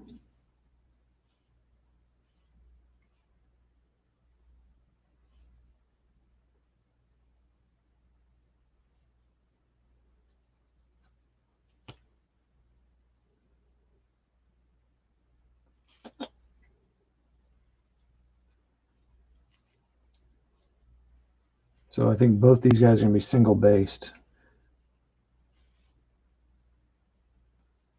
I don't think I can fit three guys on this. I might be able to though if I put him on there. So that's already got an old dimple. I also don't like what they did with this guy here. You can't see it, but it looks like lazy sculpting or something. There's just like this band. The helmet's here. It's like he's got like a. I mean, sometimes guys wore, but it's weird looking. It's like, what? Carve it out, dude. But it makes sense. Maybe they would have had to make it, and I'm not going to try to carve it out myself. It's just weird looking. Put little gashes in here to hopefully get a little surface for it to grab.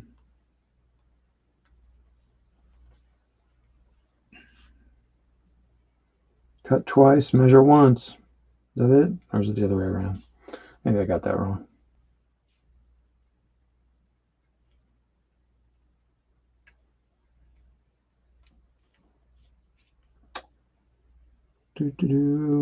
So this is the only problem not having you guys on here to chat.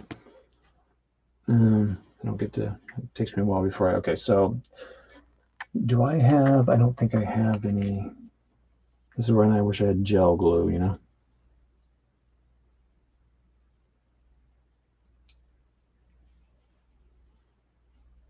I don't even know how to reach in here to glue that. Oh, geez, you want to like over all over his face.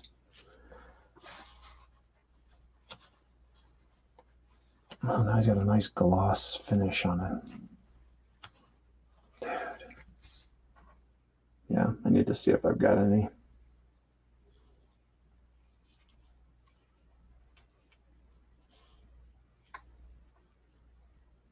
Oh my gosh, again, dumping out here.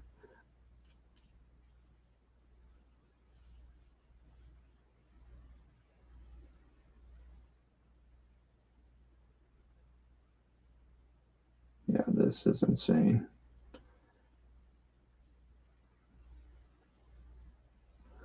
If they're going to put a tab on both pieces so that both pieces have something to grab onto when you put them on there. Okay. Trying to keep my cool while I got the video on.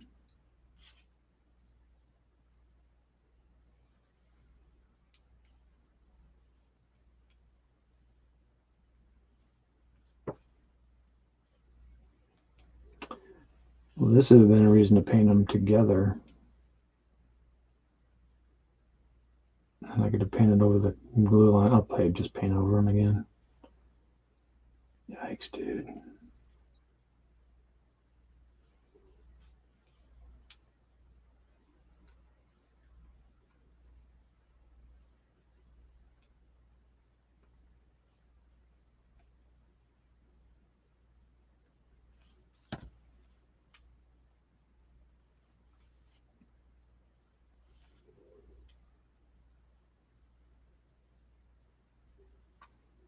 A little tabby for the machine gun, too. That's cool.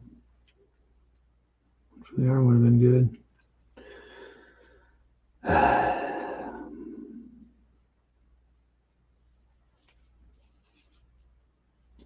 See? Look at the fun I'm having right now with two pieces to glue on. I'm like, I'm just not patient with this stuff.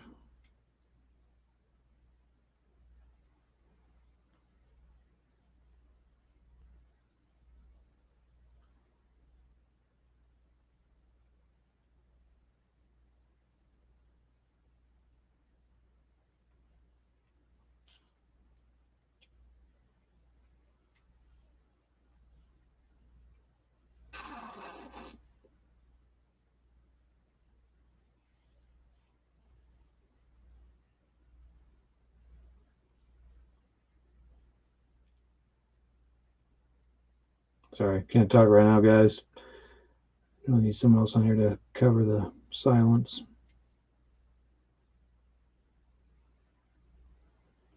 This is when I say, is it worth it? Why am I doing this?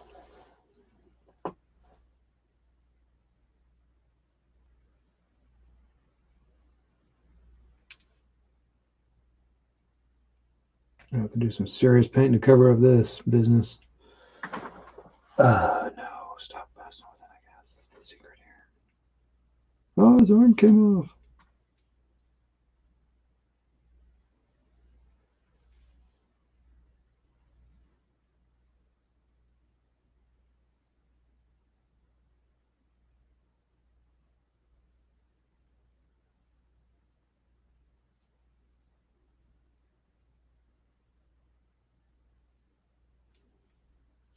Yeah, I'm gonna have to.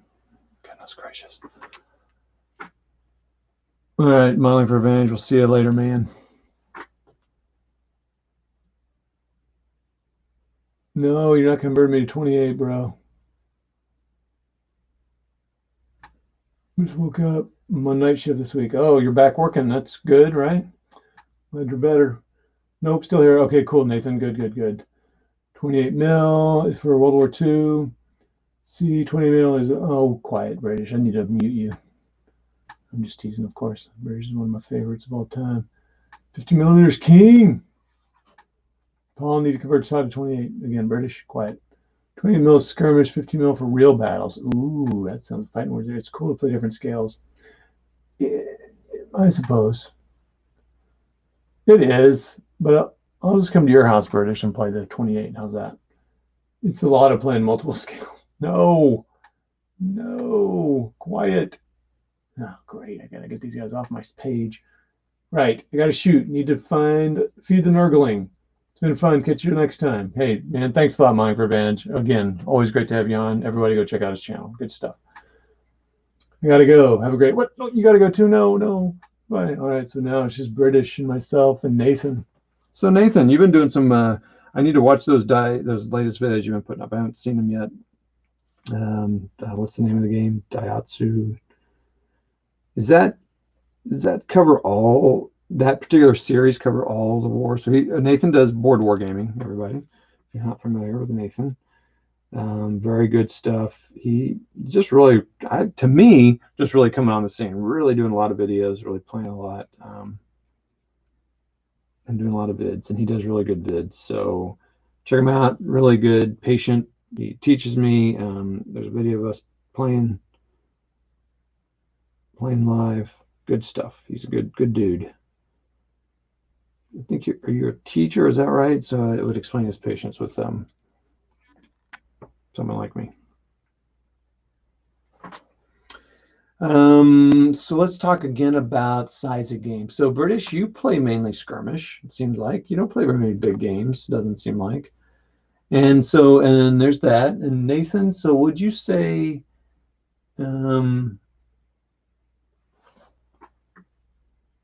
yep, just finished the scenario, you said. All right, here, while I'm holding this, I can actually go. Okay, yeah, so just tell me when I can come over. Actually, British, what's funny is my son was looking at going to, oh shoot, what's the college? Not Edinburgh.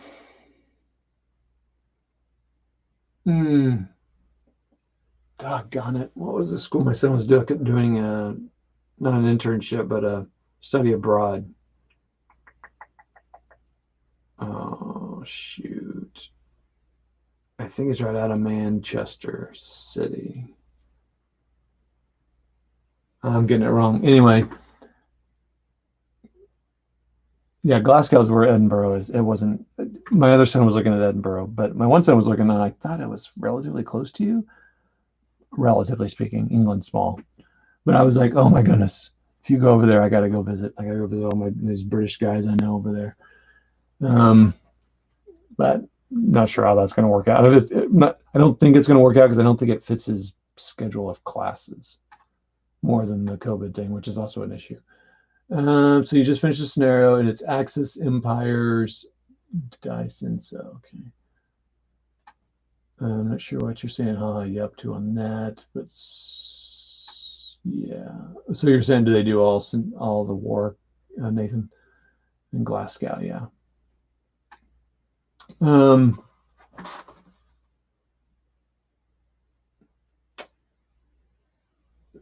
So I tend to like smaller games, I think.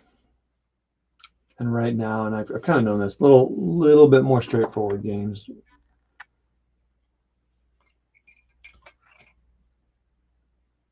Oh, that's funny. I don't know if you guys can see this on there.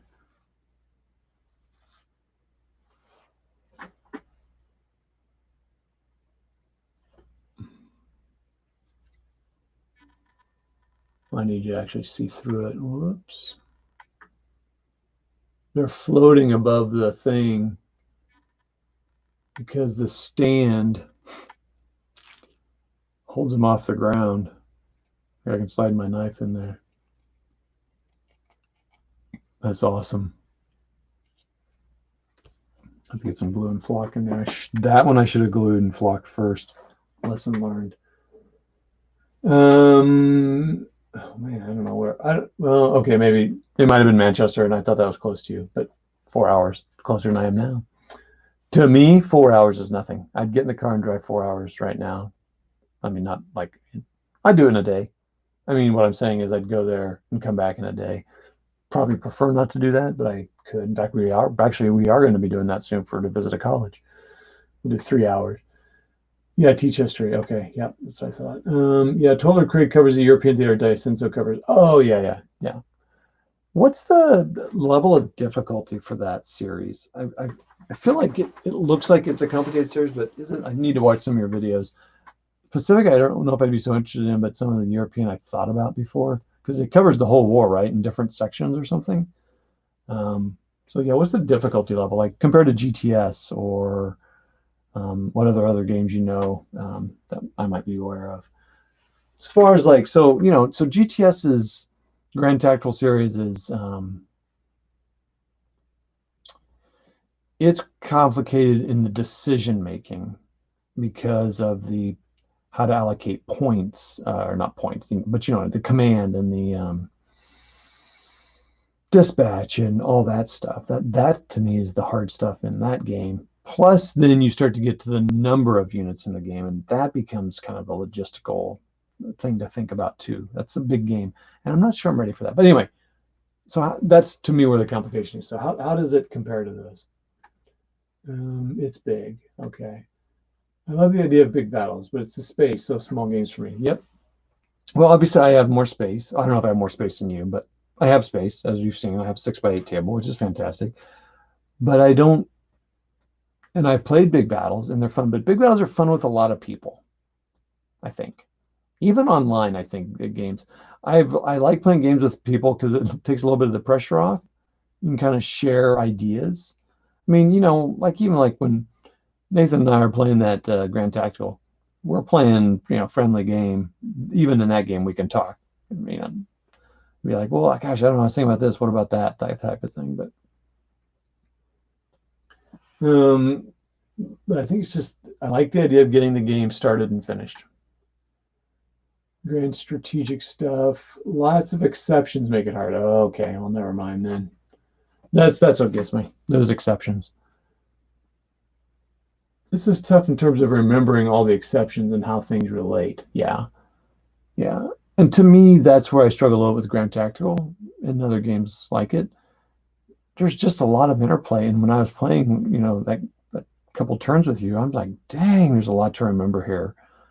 And it's like ASL. There's all these little things that you could do, and once you play a few times, you do have to play.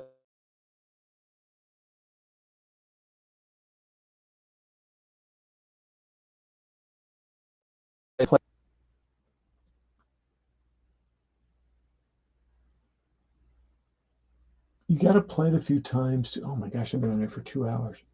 So we got British and Nathan left. Um, um,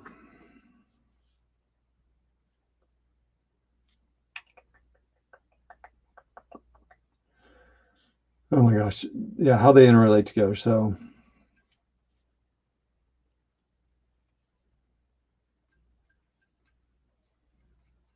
but I even forget on like the simpler tactical games. I was playing Kev Sharp, and he's like, "Oh, you could overrun them." I'm like, "Oh yeah, I know that. I know that." I totally forgot. And that's on a simpler game. So on a game like Toller Craig or GTS, I'm like, I don't know at what point I'd get that, and I don't know if I have the patience right now to learn that. Like I said, I'm not gonna get rid of them. I'm gonna keep them because they're so cool because they cover a cool battle, especially like Crete. I want to get into, and Utah comes out, I got to get it right because how cool is that? But I might find that maybe that's just not my size. Maybe I just wait to play someone else's game. You know what I mean?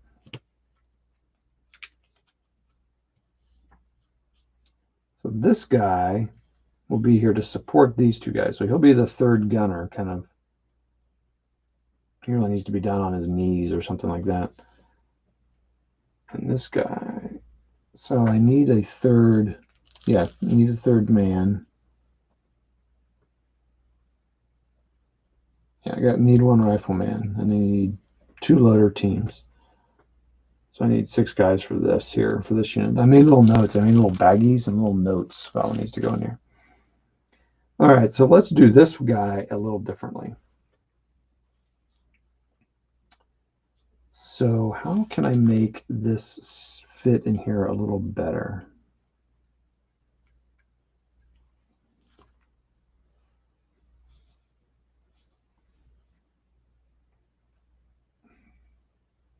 I think I need to assemble this first. I think that was the right move there. So I'll assemble that there. I can't hold it with my fingers because my finger will glue to it. Don't really want that.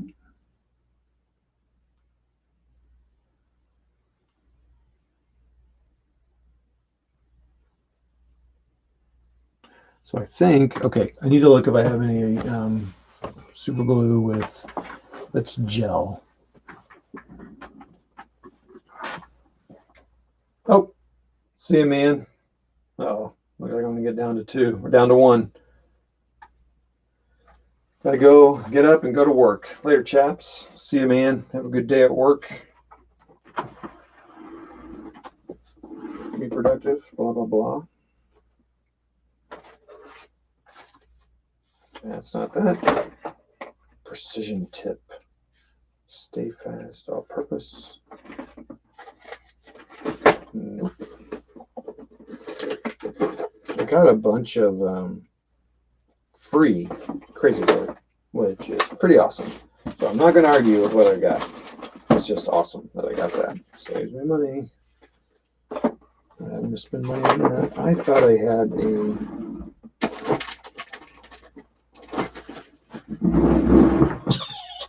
bottle of the gel, and I do not. That's too bad. So I'll use my free stuff and love it. Sweet dreams of 28. Never. See it, British. Be awesome, dude. So Nathan, what's next on your schedule? What are you gonna play next? Or what do you got on the table? You can have several games set up at a time too, right?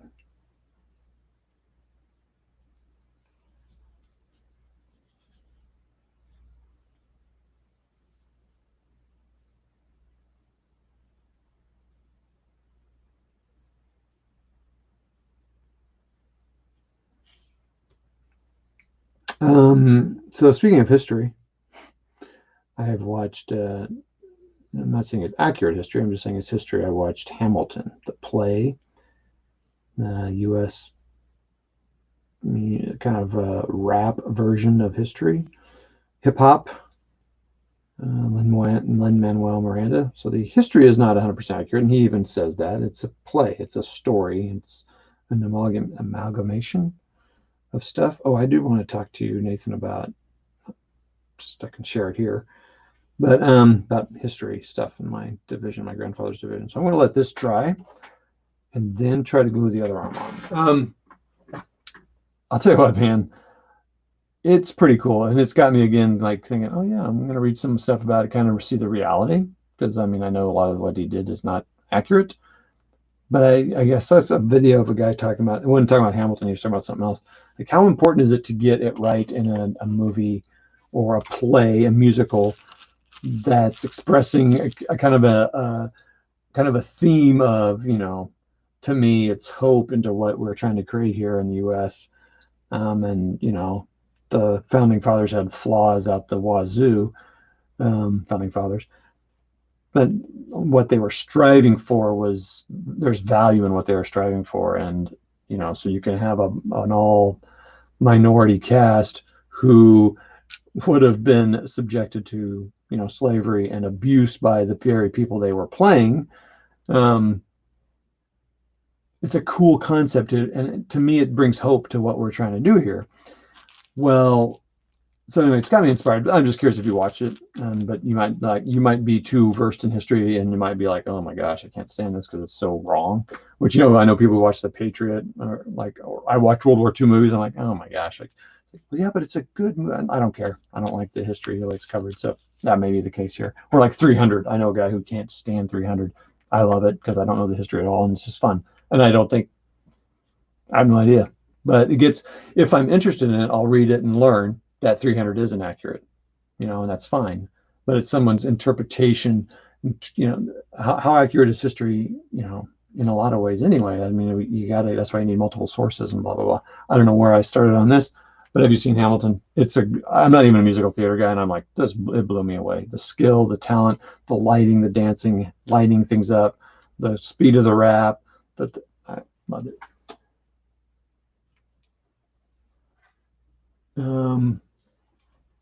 So there's that.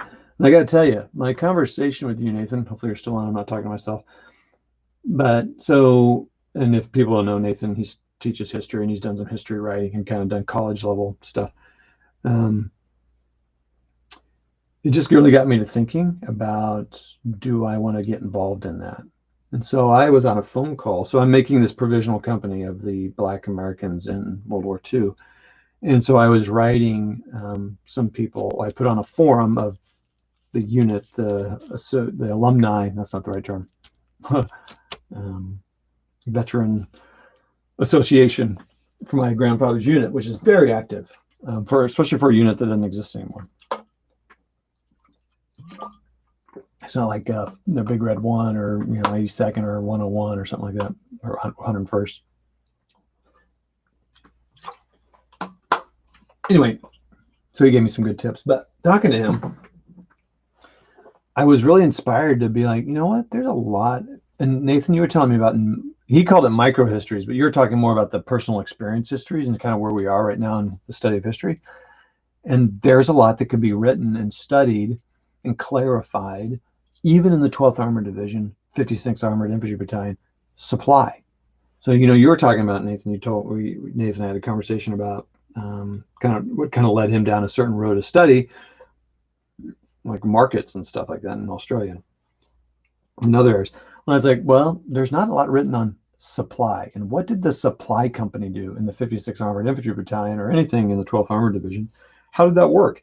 Yes, I'm going to study a lot of the battles because that's interesting to me, and it's fascinating to people, right? Battles and supply is logistics. Oh, boring, but without logistics, you wouldn't have the battle. So, and I lost Nathan too, so I am now talking to myself. Oh, no problem, dude. Nathan, see you later, man. Oh, yeah. Okay. Well, thanks, man. I think you're already gone now. I'm seeing this late. That's funny. I saw that we had 0 viewers, and then your message popped up.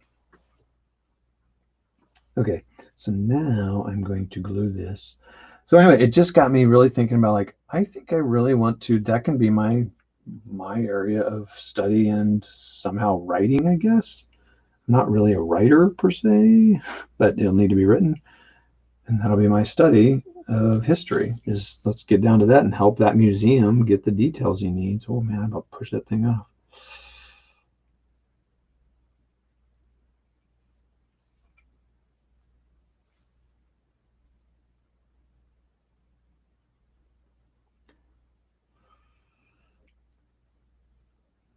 So now this I have to hold because it's, oh my gosh, why don't they make a little tabby for it to stick onto? And I cannot put my finger on there or it will glue to it. So I'm going to have to lift that up. If I can push that up with that. Oh my gosh.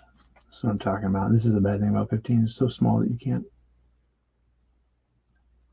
There's glue like dripping all over the guy. I'm so sorry, dude. I'm sorry, little man. My fingers are going to stick to this. That glue is running everywhere, and I definitely need that gel glue.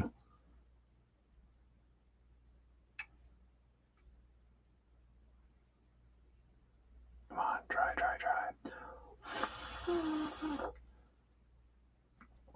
Well, I guess when I finish this stand, I'll head out too, because I've lost all my people. I had a really good turnout tonight, a little bit later in the show, which was cool. I can't really turn anything off because I gotta get this glued on. So I'm gonna wait till I get these guys glued and based.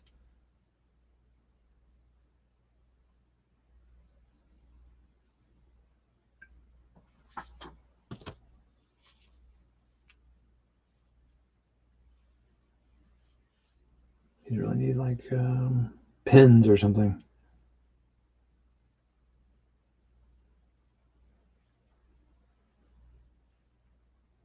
Because there's like nothing, no lip, nothing for it to attach to. It's insane. I get why it's not all. There is a tab for the machine gun to sit in. So I probably need to do the same thing. Glue the machine gun. And push the arm into place with glue.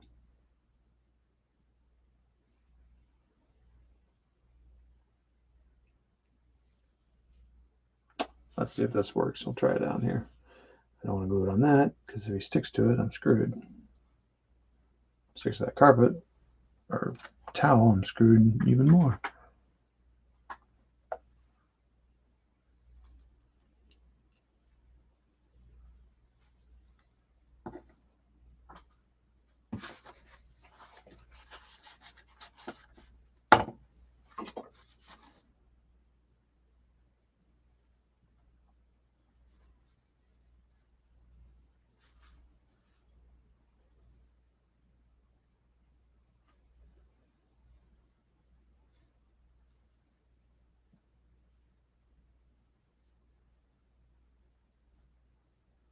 So I'm not even going to worry about gluing the arm on yet.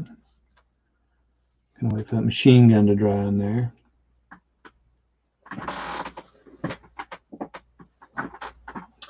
Well, anyway, it's been a good chat. I'll talk more about, maybe I'll get Nathan on to talk about history, but I need to talk to Nathan about the game. So tell him I'm bailing on it. Quitting. I'm a quitter, bro. I quit on the Civil War game. I quit on the I'm in a quitting mood right now. I'm gonna quit on the GTS. I quit on the Battalion Command series, which I still want to try. And I almost bought a game of that, which would have been silly this time of life. Because I still think that's one I'd like to play. Look at all these. I put all these magnets on here. Maybe I should stick with it and see if it works. But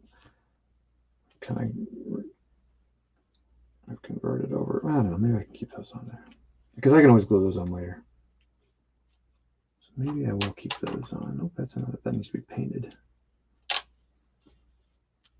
These are painted. So that needs to be painted. It's on metal, but that needs to be painted. These aren't on metal, so then the metal base has to be painted. That's painted. Oh my goodness. These are painted. They have magnets on the bottom, and they pop off super easy.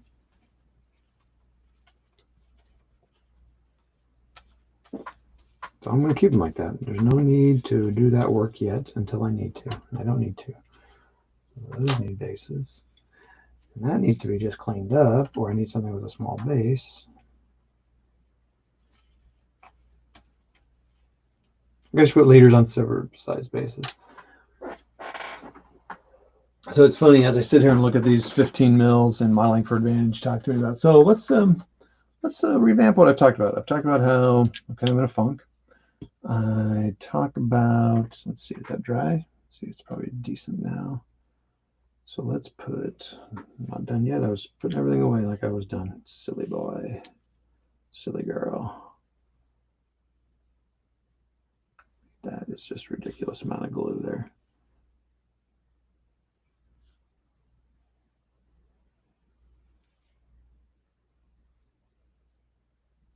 Oh, there was enough glue on there that it glued on. Fantastic. Okay. So now I need to try to, I'll do that gluing in just a minute. Let's put this down. So now, see, this is going to be impossible. This is what I should, you know what? Can I pop that guy off there?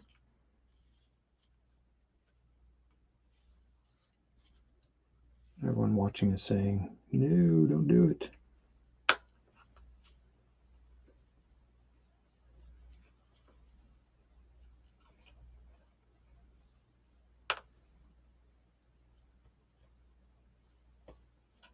Wow, I thought these would be easy to pop off.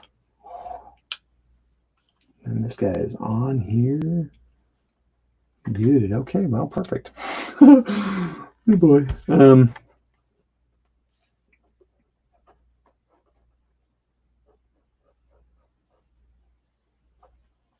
Should be easy to glue this on here. Wink.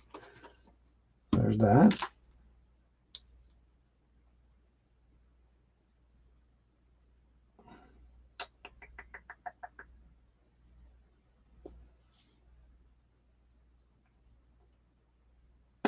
So I've started and stopped a lot of games. I took down the Normandy 44 game. Well, one thing, and I found myself just watching a lot, watching YouTube videos, shopping even though I don't have any money. You know what I mean? Not really buying, just shopping, browsing sites, thinking about future projects. Like, dude, I have projects to do. I have plenty of projects to do. I don't need future projects. I've got projects to do. So now I'm going to try to glue this and this together. Let's see what happens here.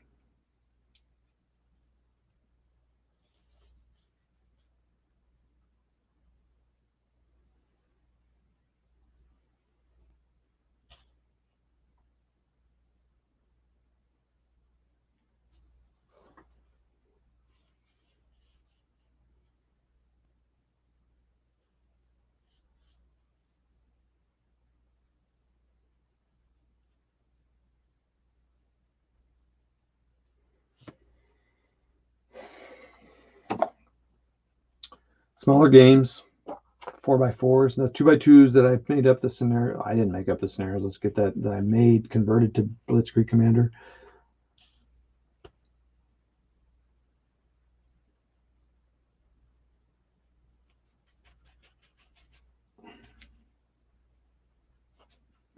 This would have been much easier doing it this way than.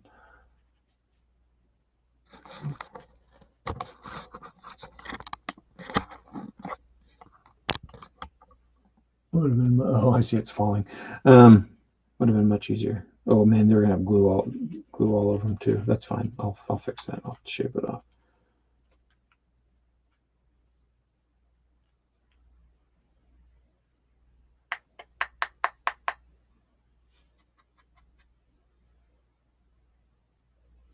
He's camoed.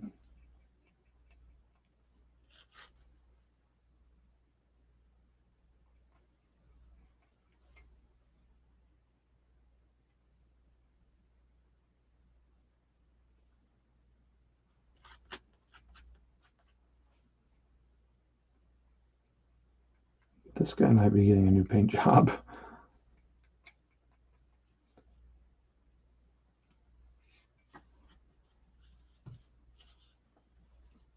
I don't even know how I'm going to do this. This is ridiculous. I'm going to get glue all over these guys.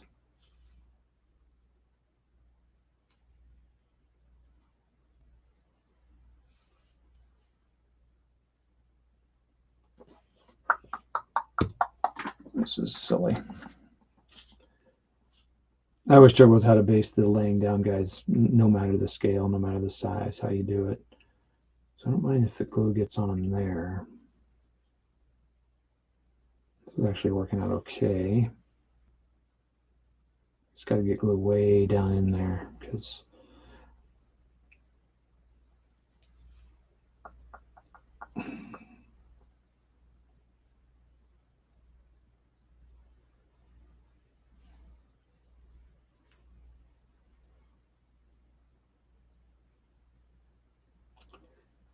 it's the smaller games. Yeah, maybe I should do some of those 2x2 games using bolt action or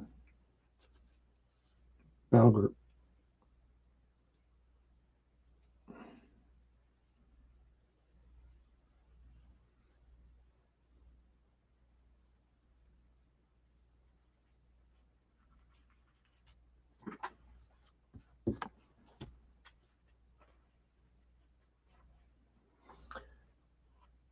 No one else watching right now. It's been going a long time, so I'll probably just get off here soon.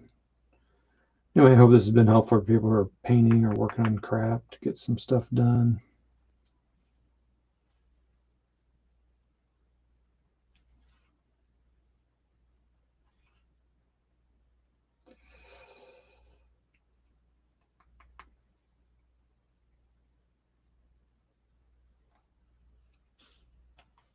Ooh, I about just dumped that out.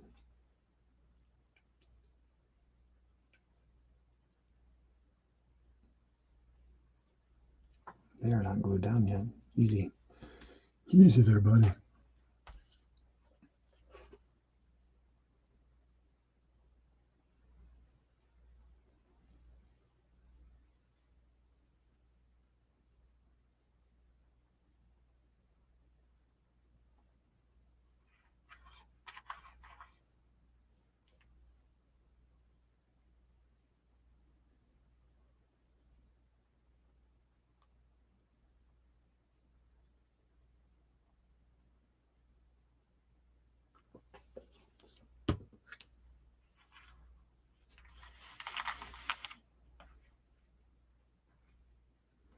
Well, here's something. Just now realized. Sorry, a lot of quiet there, man. I don't know how long I was quiet. That's embarrassing. If I'm playing smaller games, I don't need as big as armies, right?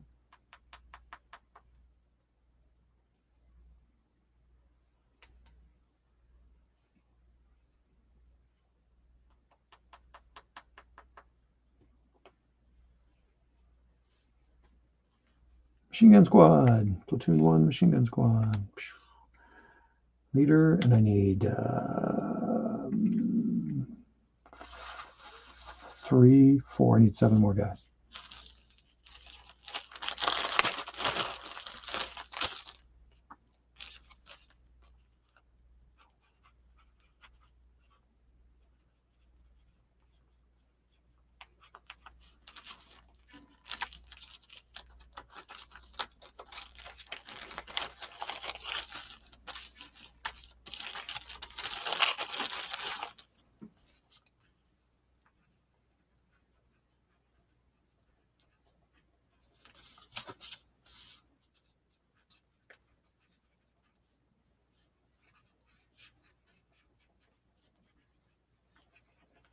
So the later loaders could be based.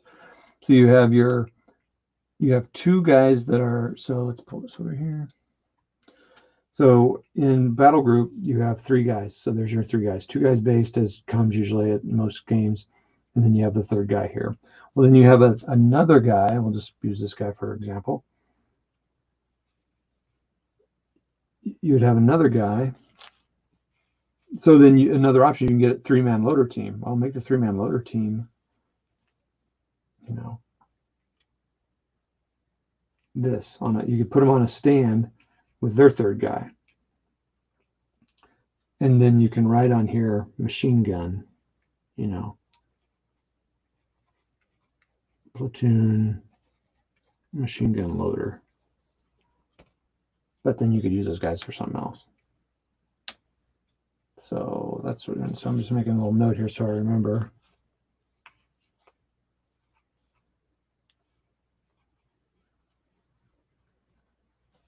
And the 3rd guy. And then it's just another base to have,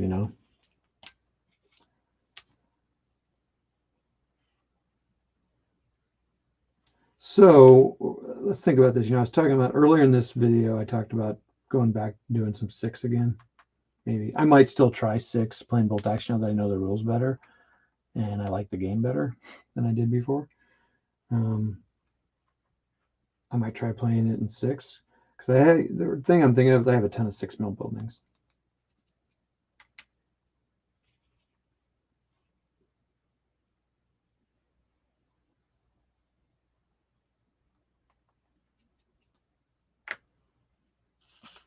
And I was gonna sell them off to a guy here locally.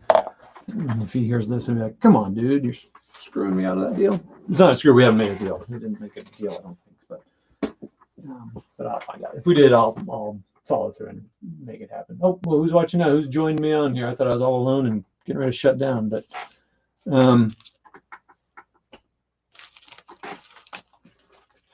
so again, if I'm having to label them anyway, the labels are going to be there, and maybe I don't need to see them.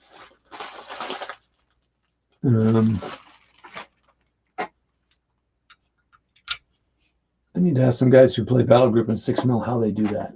I'll probably go onto Facebook tonight and ask them that. But before I hang up, let me know who's there. So let's look at battle group real quick. This is also base for 15 and 20 mil. So platoon command stand is 10 men with a bar bazooka. Well, to me, what you would have to do is you can either, if you had, maybe you put, right now I've got them based at 3 men per stand. So it'd be 6, 9. You have to track casualties and both bolt action and battle group. And so to do that, you could just say a platoon command stand squad is this. This is my platoon. You can be labeled as such, platoon command squad.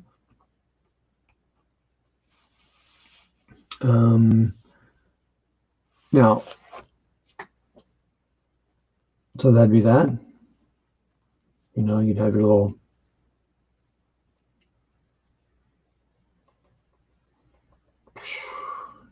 they would, kind of have some distance between them, but a squad. Now, here's the thing. The 6 mil buildings aren't really the scale of the 6 mil guys. Well, they are, I guess, some of them, but your stands are so big. So you almost think you should put like the whole squad on here and say, this is your command squad. 2 rifle squads, bam, bam. 2 machine gun teams, bam, bam. Light mortar team, bam. You can't see that, bam. Oh no!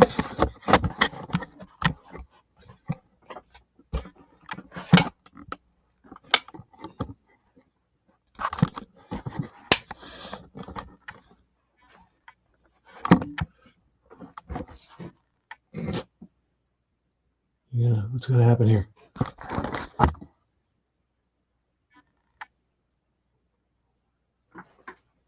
Oh, okay. So if you're to do 6 mil, you'd have your platoon command stand. You could do it this way. 2 rifle squads, 2 machine gun teams, and a light mortar team. That's that. Then you have to track losses. Heavy machine gun team, combat medic. You could put like a little ambulance on there. I'm out of stands. Medium mortar team, anti-tank gun. So another thing like that. That's too big. And a self-propelled howitzer. So then you'd have your, little gun. So then there you go. And that right there would be your platoon. Now the cool thing is if you had 3, let's say 4, base them that way even. Say your commander. In your 2 command squad, in your 2 squads, that's 1, 2, 3, 4, 5, 6, 7, 8, 9, 10. That's 10 guys. That's 10 guys for that. And then 3, 4, 5, 6, 7, 8, 9, 10, 11, 12, 13, 14, 15, 16, 17, 18, 19, 20, 21, 22. That's 22. That you buy boxes of 50 guys, and that's your 50 guys right there. I mean, that's half of your guys, and you have a whole platoon.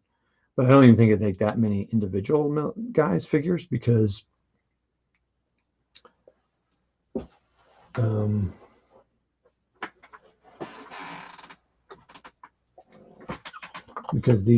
these teams would come with their own people.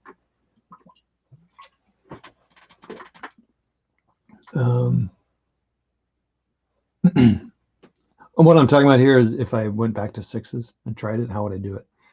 Now, the problem is you'd have to track losses, and that's a roster, and that gets annoying. Whole point of skirmish is just to take guys off, right?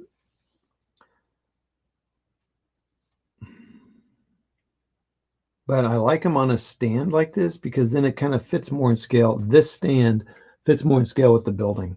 You can't make your little figures. You can't put the figures on a small enough base. I'm definitely not going to, you're not going to do them individually. It's just you're not going to do that. So instead, you could base them I mean, you could go, 10 men on that stand. And then here you do 10 men on that. And then you do another squad of 10 men. And then you do, I'm not going to have enough bases now. Then you do your machine gun team. No, I'm sorry. So these are your two squads. These are your two command squads. This is basically you're basing them up in teams then. And then this is your machine gun team. And you could base it either way. You get so many, you could base them as with the loader team or without the loader team, but whatever. So let's say there's six guys. And then your light mortar team, yeah, so bam, bam, and then your light mortar team would be a different size base. Well, so then that's 10, 20, 30, 40. So now for $50, for $12, you've got your whole platoon for $12. And it's all based. And then what you could do is as they take losses, you could mark them on the stand like somehow with a die, like you do with Blitzkrieg Commander, or with and on your roster you just want to say, they have a bar 10 men with rifles and whatever. And if you upgrade them like in bolt action to submachine guns, they just have to be on the stand. I mean, you have to label them, or not label them, sorry. You would just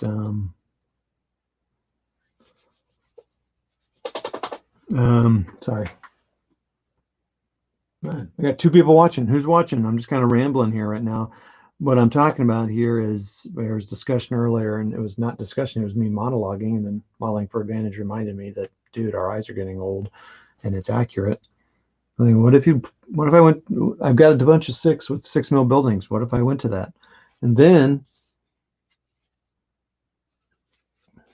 if you look at, I don't have all my stuff here for this game, but everybody moves in 5 inches. So do you use millimeters? So centimeters, so they move 5 centimeters in your whole board. You do run into problems though when you start converting inches to centimeters. They really need to be double, kind of like what I forgot his name, did with demi inches. It's 2 centimeters, so they'd actually move 10. Or you could just double them, just double the movement. Double all movement and ranges. So instead of moving 5 centimeters, they move 10. It gives you a little bit more space to design stuff because 5 isn't that much. So they move that much a turn. And that's fine. When you're skirmish, you're playing a small table. Or you do 10, and those are all your things. Let's see here. Either way, you have to track losses, right? And if everything's got the same stuff, then it's got the same stuff. Let's look here at the ranges on things. Look at these pictures. Fantastic. Mark Luther playing I Ain't Been Shot Momentum 6 mil. Looks amazing. That guy's older. He's older than me, I think. But then you see that. And you think, you can only see part of it. Maybe I'll hide it. Oh, anyway, look at that.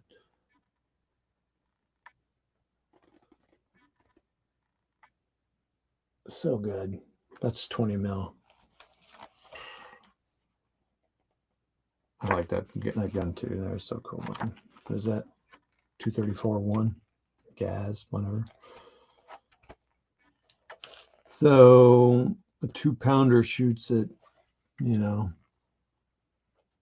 2-pounder allied gun, 6-pounder gun shoots at 0 to 10. So here's a base. I'm talking about if you're playing at 6 mil, you convert it to millimeters. You wouldn't want to keep it at inches, I don't think, because then your tables still need to be quite large. Especially if you're putting this as a squad, then definitely you go smaller. So 0 to 10, is a range, and then up to 30. Can't even see it. That's 30. That's their mid range, and then they go out to 70, right? So I'm not going to try to mess that. So 30, and then it's way out to there. There's centimeters. versus inches. It's ready to be up like that.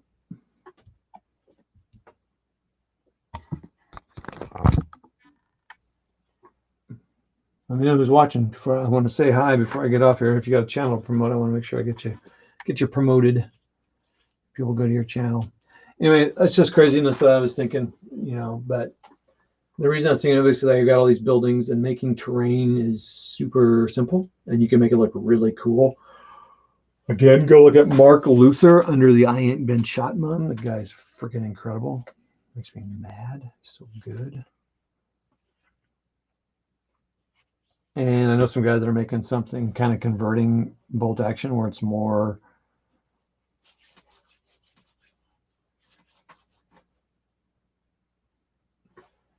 a stand of infantry is a squad. They're calling it blitz action. They're not trying to make a new game. They're just house ruling stuff. Okay, man, I need to go. Thank you all for being on here with me. Last chance to call out, see who you are. Appreciate you guys. Appreciate everyone who comes on, supports me, motivates me to keep going. I mean, come on. Look at that. Bull crap. 20 mil. I know that smoke's put in there, Photoshop, but who cares? Look at that. Just look at it. Beautiful. Love it. This is the Battle Group book. Look how realistic that looks. No, wait. It is real. Everybody, you're awesome. Keep it up. Keep painting just a little bit a day. A little bit of counter clipping every day. It's getting dark in here. It's getting moody, people. And that's that. You're all great. We'll see y'all later, and have a great night. Keep rolling dice and painting. Bye. And clipping counters. And